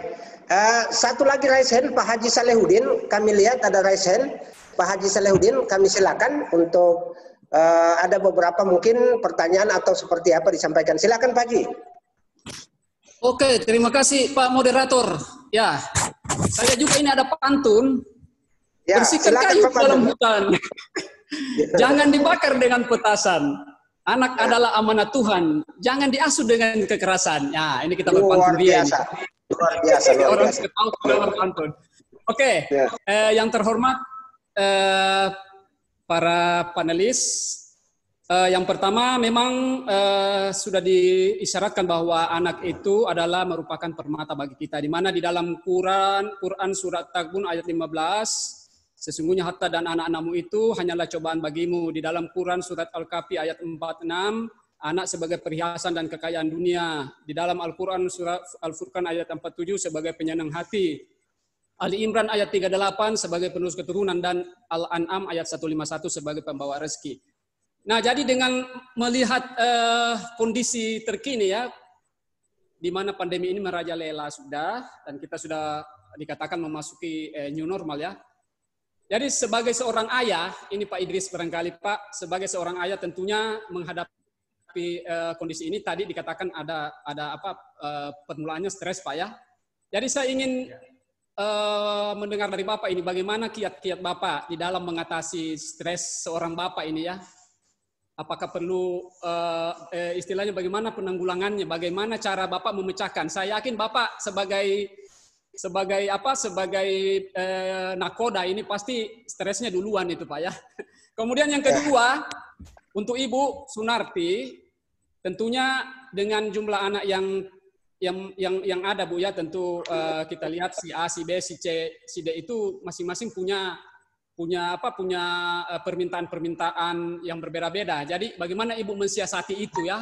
Yang mana yang mau didahulukan? Apa si A, si B, si.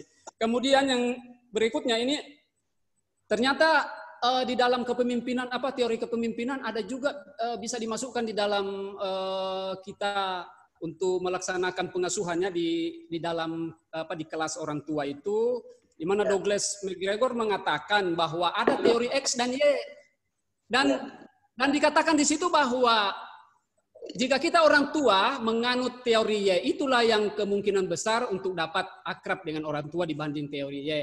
Ya, ini yang saya katakan. Bagaimana bisa terjadi ini, Pak ya? Nah, kemudian Pak Idris Minun, satu saja pertanyaan Pak.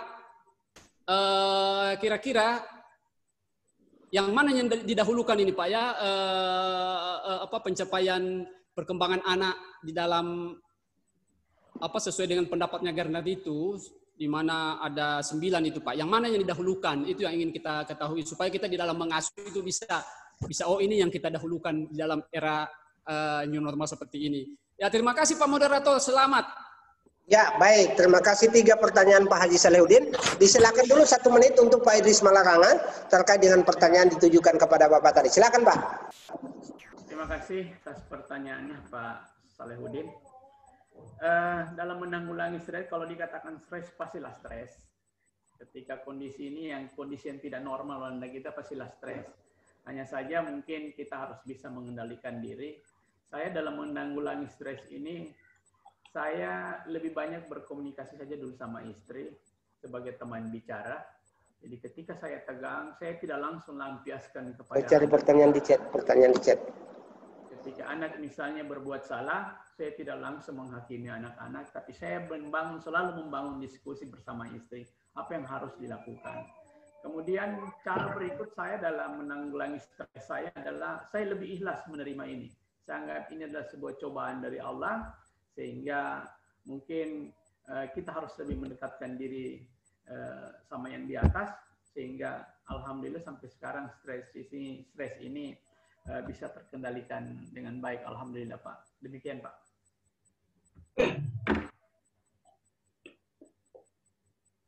pertanyaan untuk Ibu tadi? Silakan. Oh iya.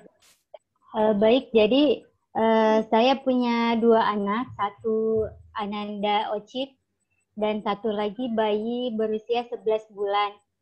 Jadi untuk mengatur mana yang lebih dulu, mana yang belakangan itu tergantung dari skala prioritas saat itu.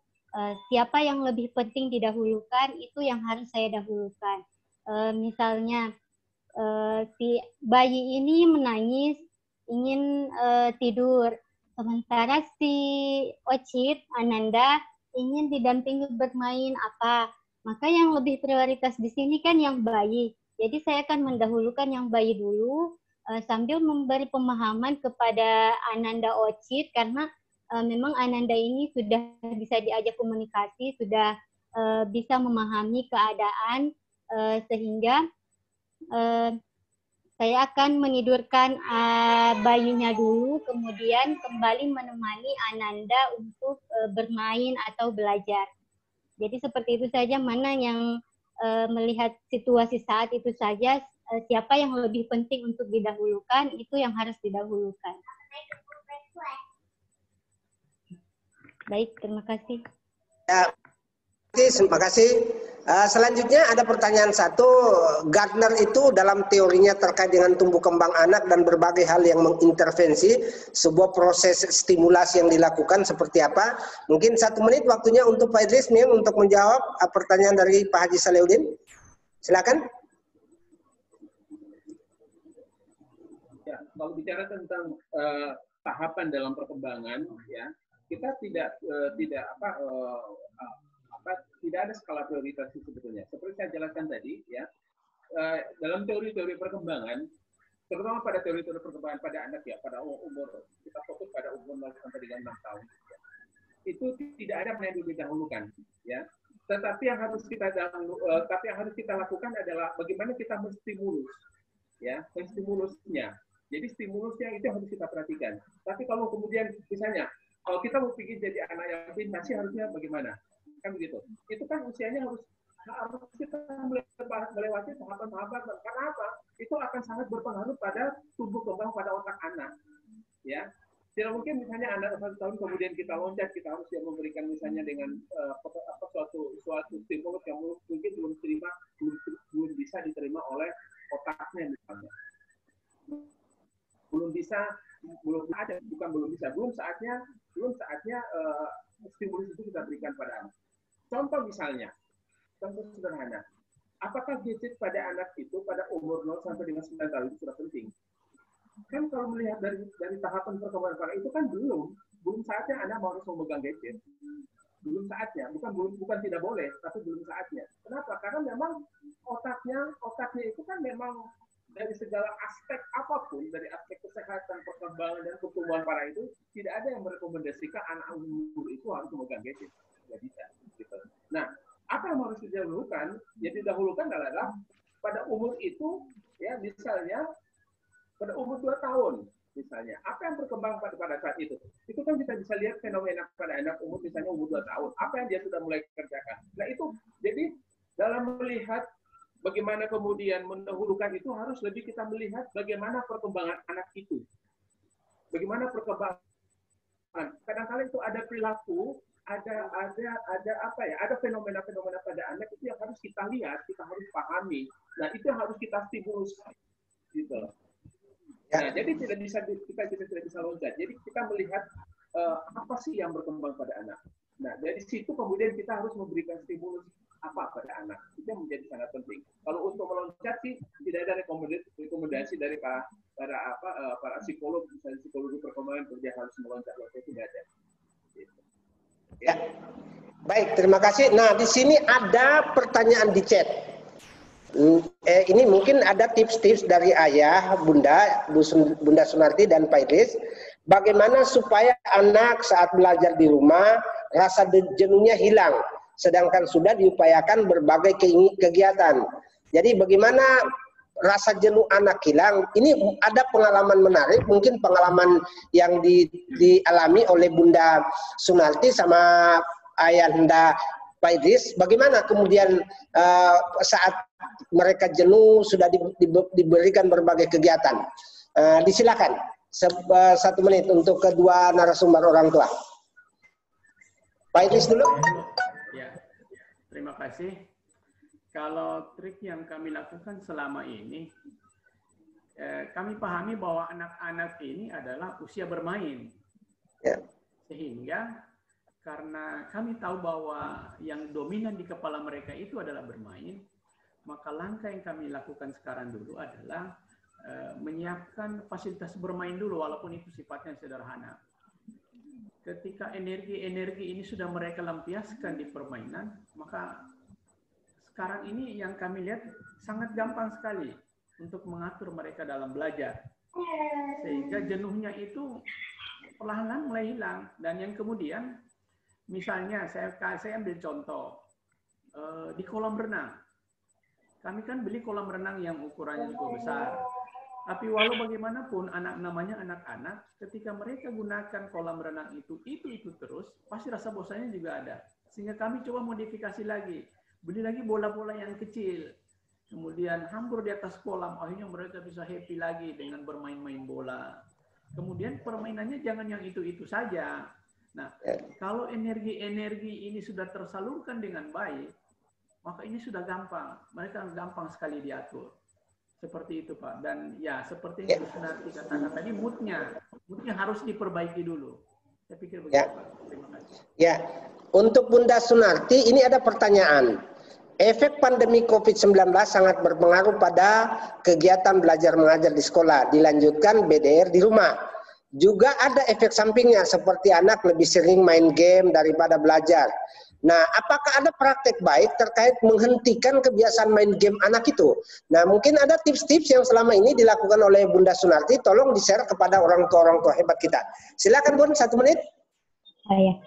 Jadi kalau pengasuhan di kami itu untuk masalah game, YouTube, dan TV itu sudah kami lakukan secara ketat sejak dia usia 2 tahunan, saat dia mulai bisa diajak komunikasi, kemudian kami perkenalkan menonton main game, itu dari awal kami sudah batasi, sehingga untuk saat-saat ini kami menerapkan aturan-aturan pembatasan itu agar dia lebih fokus untuk melakukan hal-hal lain yang lebih positif. Itu sudah kami sudah tidak merasa kesulitan lagi. Namun jika anak sudah mulai kecanduan YouTube, TV dan sebagainya itu, dari saya, kita sebagai orang tua harus tega. Kalau misalnya kita sudah menerapkan aturan bahwa hari ini tidak boleh ada game, tidak boleh ada YouTube, maka apapun yang anak lakukan dalam upayanya untuk mendapatkan game itu lagi, kita orang tua tidak boleh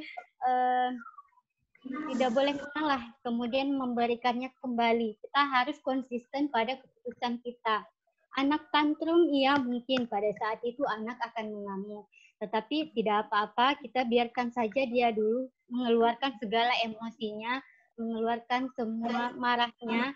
Nanti setelah marahnya, tangisannya mulai reda, baru kita orang tua masuk lagi, memberikan pemahaman, memberikan stimulus-stimulus yang baik, agar anak itu mau beralih melakukan aktivitas lain. Lalu dari kita orang tua itu harus lebih aktif melakukan pendampingan, memberikan option-option permainan yang menarik kepada anak, sehingga anak itu punya pilihan.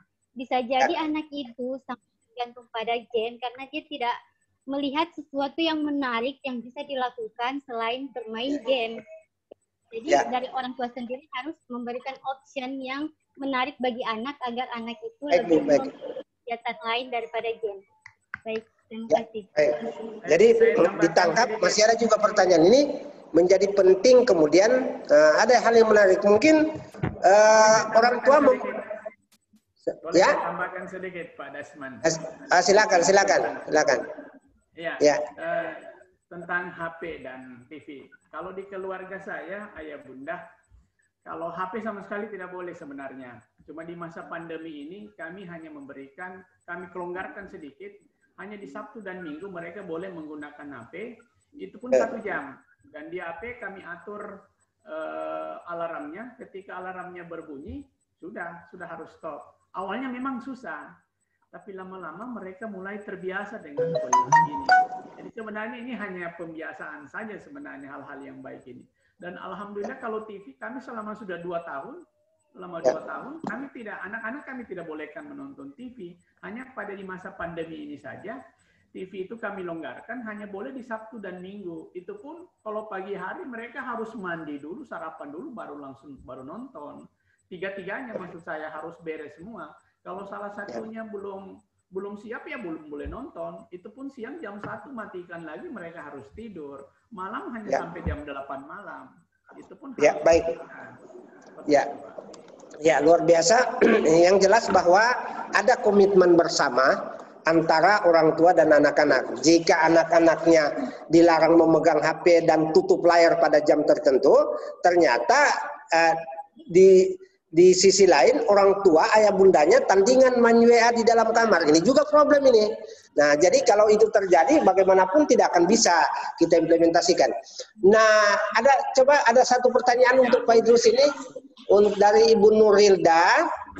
Ada satu pertanyaan ya, untuk pertanyaan ini ya, bagaimana cara mengatasi anak yang super aktif? Apakah harus diikuti maunya atau kita harus bunuh saja? Ini pertanyaannya luar biasa. Jadi maksudnya diikuti maunya atau mau diapakan ini? Ini Pak Idris mungkin bagaimana anak yang super aktif? Super aktifnya saya nggak paham. Super aktif seperti apa? Disilakan, waktunya 1 menit Pak.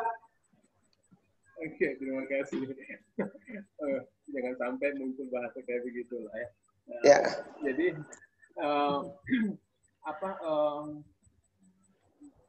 inti pertanyaannya tadi adalah bagaimana kita mendisiplinkan anak sih sebetulnya ya.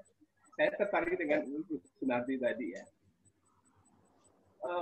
Dalam kondisi seperti ini, bukan dalam kondisi seperti ini pun, dalam kondisi normal pun saya sering mengatakan begini, terhadap anak-anak ya, terhadap anak-anak pada usia 0 sampai dengan 6 tahun, pada usia PAUD, kita harus tega. Ya, kita harus tega. Kalau dia mau menangis, ya memang tugas pertama dia untuk menangis, untuk kemudian meluapkan emosi kan. Jadi apa ya? Jadi gini, untuk urusan psikologis itu adalah urusan ayah dan bunda loh. Ya, kalau ini kita lewatkan begitu saja, ya, ini kita akan merasakan rugi gitu. Merasakan rugi. Saya ilustrasikan begini, ya.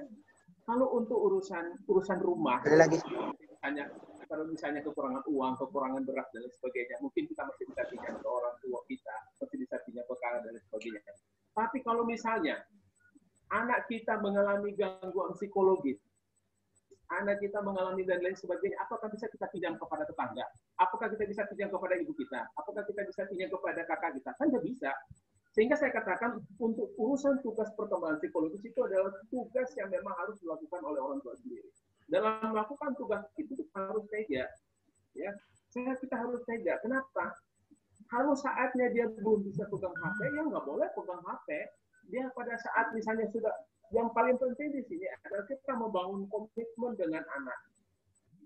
Membangun komitmen dengan anak, ya, ini menjadi sangat penting. Atau supaya apa? Dia tahu apa yang tidak boleh dan apa yang dia tidak apa yang dia tidak boleh lakukan, ya, sehingga anak ini juga dengan sendirinya akan menjadi disiplin. Kalau misalnya dia main HP 1 jam, ya 1 jam harus berhenti. Mau dia menangis mau apa itu urusan lain. Yang penting 1 jam itu, ya seperti Pak Ibu sekarang bilang tadi, awalnya memang susah. Ini kan tinggal proses kebiasaan sih sebetulnya. Mendisiplinkan anak, ya, membuat anak itu tertarik sama pelajaran, meninggalkan hal-hal yang tidak bermanfaat, itu kan proses pembiasaan saja sebetulnya. Cuma kadang-kala kita orang tua ya, pada kondisi kayak ini, seakan-akan gitu nggak punya waktu gitu ya, hampir nggak punya waktu gitu. Padahal dalam teori psikologi belajar, itu katanya cukup 1 jam saja, quality time. Dalam 1 jam saja itu kita melakukan apa saja dengan anak. Untuk apa? Untuk kemudian mempererat hubungan emosional pada anak, melakukan komunikasi yang efektif pada anak. Itu dalam psikologi belajar itu cukup 1 jam saja loh. Tapi kualitas time-nya betul-betul. Kita mau lakukan apa? Mau jujur balik kita di kamar, mau main tinju-tinju, mau bantal, itu 1 jam saja katanya. Ya, baik. Luar biasa. Masih ada pertanyaan di chat ini. Mungkin ada praktek baik yang dilakukan oleh Bunda Sunarti. Kemudian anak terkait dengan mentalnya. Semasa BDRI ini anak jarang bersosialisasi. Apalagi kalau kemudian tiba-tiba bundanya berubah jadi guru. Atau orang lain hadir memberikan tips, melakukan pendampingan. Nah, dalam kondisi seperti ini kira-kira praktek baik yang dilakukan Bunda seperti apa? Ketika anak tidak mau belajar, maunya hanya kepada gurunya yang ada di PAUD saja. Seperti apa praktek baik? Silakan Bunda Sunarti. Iya, jadi yang pertama itu komunikasi dulu. Jadi komunikasi dengan anak harus jalan dulu. Bonding atau ikatan emosi antara kita dengan anak itu harus terjalin dulu. Kemudian seperti kata Pak Idris tadi harus menciptakan suasana nyaman dulu. Nah, setelah suasana nyaman itu sudah muncul, maka si anak pun akan mulai merasa nyaman dan menerima stimulus-stimulus atau arahan dari kita para orang tua. Dan yang penting kita sebagai orang tua harus bisa menjadi teman pada saat itu. Ya, kalau bisa kita itu kembali menjadi anak kecil, kita ikuti maunya dia, misalnya kita mulai dari bermain Lego dulu yang dia senangi atau sesuatu yang dia sukai. Setelah itu kita pokoknya selalu komunikasi apa yang dia suka, apa yang dia mau, kemudian perlahan-lahan kita arahkan dia ke tugas sekolahnya. Kita kemas tugas sekolahnya dengan baik.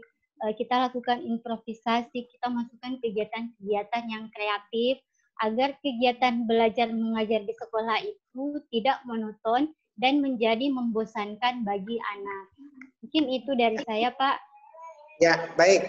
Ada satu, ini masih ada raise hand. Albiati, Bunda Albiati ada bergabung dengan kami? Ada raise hand. Ibu Albiati mendengarkan kami? Masih bergabung dengan kami, ini ada raise hand. Ada yang mungkin ditanyakan? Ibu Albiati masih ada? Ya, silakan. Selamat sore Pak. Selamat sore, silakan pertanyaannya Bu, cepat Bu ya. Ya begini Pak, kami kan diarahkan dari Bapak PAUD untuk memberikan jam bebas untuk belajar anak-anak kami. Ya. Tapi saya sebagai ketua kelompok, saya ingin anak-anak seperti disiplin jam-jam sebelum pandemi. Ya. Maksudnya sekolah seperti hal normal, tapi di rumah maksudnya begitu Pak. Ya. Ulangi Bu, kurang jelas apa yang Ibu maksudkan? Maksudnya macam saya kan ketua kelompok anak-anak murid. Ya. Seperti kepala PAUD mengarahkan kita sebagai ibu-ibu untuk memberikan jam bebas belajar. Ya. Seperti sore atau malam begitu maksudnya. Ya. Tapi saya mau mengajarkan anak-anak untuk mengikuti kegiatan belajar seperti pada umumnya sebelum pandemi. Contohnya seperti jam 8 sampai jam 10.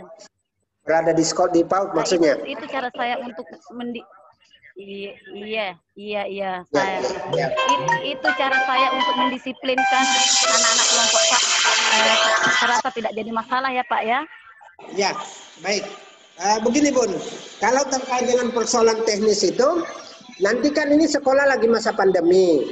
Kemudian ibu maunya melakukan layanan pembelajaran itu seperti halnya di PAUD dilakukan dari jam 8 sampai jam 11. Seperti itu ya. Nah, maksud saya gini, ini pertanyaan bukan terkait dengan betul, Pak. Artinya dibuat fleksibel Bu, karena kami dari Balai menyampaikan kepada orang tua juga lembaga PAUD, kami melakukan bimbingan tenis. 2 bulan lalu kami melakukan bimbingan tenis terhadap kurang lebih 400 guru di Sulawesi Tengah. Intinya bahwa orang tua setiap saat membuat waktu-waktu tertentu, tidak mesti pagi, Bun. Jadi pendampingannya boleh malam, boleh sore, di mana waktu-waktu ibu ada waktu senggang untuk mendampingi. Tapi kami berharap bahwa sedapat mungkin meluangkan waktu untuk itu. Jadi jangan terikat oleh waktu, Bun. Waktunya jangan hanya pagi, kapan kemudian waktu-waktu, tetapi alangkah baiknya bahwa melakukan pendampingan itu sepanjang tidak ada aktivitas di luar, maka mungkin sepanjang waktu tetap melakukan pendampingan. Nah, kalau yang itu memang kami mencoba membintek beberapa guru-guru. Nah, masih ada satu orang raise hand. Niwayan masih ada di sini, bergabung di grup ini. Ya, terima kasih. Silakan. Silakan Ibu Niwayan. Niwayan? Oh, Niwayan. Nggak ada ya? Oke, baik. Ayah Bunda, waktu kita sudah berakhir. Nah, ada beberapa hal yang penting kami sampaikan. Nah, tolong diisi daftar absensinya untuk bisa kemudian kami direktorat akan mengganti 70 orang, akan memberikan pulsa kepada 70 orang peserta orang tua anak usia dini. Nah, ada beberapa hal yang penting kami sampaikan di simpulan ini. Yang penting bahwa kita melihat di masa pandemi ini begitu banyaknya orang tua kelabakan ketika melakukan pendampingan terhadap anak. Selain tidak memiliki basic yang kuat tentang pengasuhan, metodologi dan sebagainya, juga tidak mempunyai kesiapan waktu. Nah, ini menjadi penting bahwa ketika masa pandemi, orang tua harus terlibat sepanjang tidak terganggu waktunya untuk kegiatan di luar. Kita banyak belajar dari pengalaman. Malah kalau kita belajar dari Ibu Hillary Clinton malah mengatakan mendidik mengasuh anak itu butuh orang sekampung. Nah, kalau butuh orang sekampung, kita orang tua hebat. Ternyata butuh satu orang saja sudah bisa, nggak perlu pakai sekampung. Nah, yang kedua yang penting menjadi catatan di dalam pertemuan ini, ternyata dalam semua teori itu, anak tidak belajar dari apa yang dikatakan oleh orang dewasa di sekitarnya, melainkan belajar dari contoh yang dilakukan. Jadi orang tua, guru adalah the role model. Jadi the parents is the role model. Orang tua adalah contoh yang harus diikuti oleh anak-anak. Seperti apa anak-anak? Apakah dia menjadikan anak-anak pemarah, anak yang baik? Potret itu langsung diambil dari orang tuanya. Dalam salah satu riset menunjukkan bahwa anak usia 1-13 tahun itu idola terbaiknya adalah orang terdekatnya. Siapa orang terdekat itu? Ya ayah bundanya, ya gurunya di PAUD dan sebagainya. Ini menjadi penting yang kemudian bagaimana kita di dalam lingkungan keluarga di masa pandemi berkolaborasi antara ayah dan bunda dan menyiapkan, kalau kita tidak punya waktu yang luang, menyiapkan orang dewasa yang siap mendampingi anak, yang kita menghindari tekanan-tekanan mental yang dilakukan oleh orang dewasa di lingkungannya, kekerasan-kekerasan baik fisik, verbal, non-verbal, kekerasan emosi, itu yang kita hindari. Banyak pengalaman panjang yang kita lihat. Baru-baru ini kita saksikan bagaimana kegagalan orang tua mendidik anaknya, mendampingi di rumah, anaknya jadi harus korban dan harus meregang nyawa di tangan oleh bundanya, ayah bundanya. Cukup memprihatinkan. Tapi kita tidak sekedar mengeluh dan tidak sekedar prihatin. Langkah bijak harus kita ambil, apapun itu. Langkah bijak adalah sebuah tindakan di mana orang tua harus berubah secara tiba-tiba menjadi pendamping, menjadi guru walaupun tidak punya basic untuk itu. Nah, kita belajar dari banyak pengalaman, banyak hal positif yang kita lihat, dan banyak hal-hal yang kita petik dari banyak webinar-webinar yang dilakukan untuk kita lakukan praktek baik di dalam kegiatan ini. Ayah bunda sekalian, nah kami akan tetap melakukan webinar ini dengan orang tua, narasumber orang tua berbeda, juga narasumber ahli yang berbeda. Mungkin kan kami akan menghadirkan narasumber yang dari luar, dan kami akan melakukannya mungkin minggu depan, kami lakukan di bulan ini 1 kali lagi, 2 minggu depan atau 1 minggu depan. Kami masih punya waktu 5 atau 6 kali webinar. Kami sangat berharap ada orang tua yang melakukan praktek baik di rumah terkait dengan bagaimana memanfaatkan kaleng bekas, limbah-limbah bekas menjadi menstimulasi alat permainan edukatif anak. Siapa yang punya praktek baik itu kami akan layani. Kami akan akomodir untuk menjadi narasumber orang tua yang akan kita tampilkan di dalam kegiatan ini. Atau ada orang tua yang melakukan praktek baik dengan memanfaatkan limbah-limbah limba lingkungan dalam mendorong kemampuan STEM anak, scientific, teknologi, engineering, arts, and matematiknya. Bagaimana kemudian kemampuan sainsnya didorong dengan memanfaatkan limba yang ada di lingkungan, itu kami harapkan jika ada orang tua melakukan praktik baik itu, kami akan undang, hadirkan di dalam webinar ini, dan yakin saja bahwa Direktorat akan mengapresiasi kehadiran ayah bunda sebagai narasumber nanti. Nah, selanjutnya, Assalamualaikum Pak Kepala, masih bergabung dengan kami? Masih bergabung ya, Pak Kepala? Ya, silakan Pak. Ya, di akhir ini kami meminta closing statement Pak, jangan-jangan arahan untuk sekaligus menutup kegiatan webinar kita di sore hari ini. Disilakan Pak Kepala. Ya, terima kasih Pak Moderator, Pak Dasman. Narasumber yang hebat semua, orang tua hebat semua. Syukur Alhamdulillah, mulai awal sampai akhir saya mengikuti kegiatan ini. Ternyata orang-orang tua anak didik kita, anak PAUD kita sangat serius. Saya kira pertemuan ini Pak Dasman sangat produktif sekali. Mudah-mudahan semuanya dalam lindungan Allah SWT, diberi kesehatan bersama keluarga, dalam rangka mendampingi anak dari rumah untuk belajar. Saya kira itu. Terima kasih banyak atas aktivitasnya, kehadirannya di ruang Zoom ini. Mudah-mudahan di kesempatan lain kita bisa bertemu kembali. Saya kira itu Pak. Sekali lagi terima kasih semuanya kepada Pak Idris Malaranga, Pak Idris Minun, Ibu Sunarti, dan semua peserta, baik di lingkup Provinsi Sulteng maupun yang ada di luar Provinsi Sulteng. Semoga kesempatan lain kita bertemu. Wabillahi taufiq wal hidayah. Wassalamualaikum warahmatullahi wabarakatuh. Waalaikumsalam warahmatullahi wabarakatuh. Terima kasih Pak Kepala, itu akhir penutupan kita, dan beberapa hal yang kami sampaikan, ternyata juga masih ada masuk di chat saya yang cukup luar biasa merespon itu. Sebelum kami tutup, di sini yang menariknya tadi disampaikan kepada kami adalah ketika anaknya ada yang baby, ada yang usia sekian, bagaimana mendahulukan kepentingan sementara rewel. Nah, rewelnya macam-macam. Nah, ternyata ada pertanyaan di lingkungan keluarga saya, Pak, yang rewel bukan cuma anaknya, jadi ayahnya juga ikut rewel. Ini luar biasa. Jadi saya kira mungkin bagaimana menanganinya tergantung keluarganya masing-masing. Di akhir kegiatan ini ucapan terima kasih kepada Kepala Balai, kepada narasumber kita ketiga-tiganya, cukup luar biasa. Dan di akhir kegiatan sebelum berpisah, kami akan menyampaikan pantun.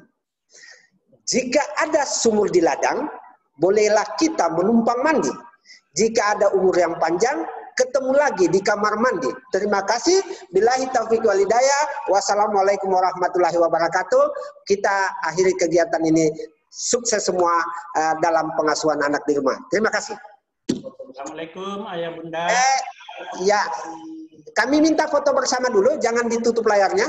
Buka layar, kami foto bersama dokumentasi. Silakan. Slide 1. Oke, siap. Slide 1. Semua Bunda dibuka layarnya.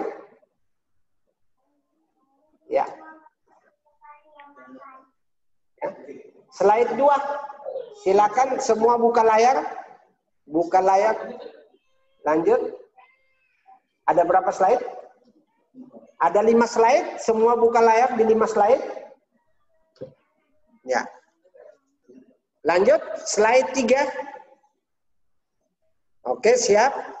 Ya, senyum karena gambar ini akan kami abadikan ya dalam cerita terindah. Silakan.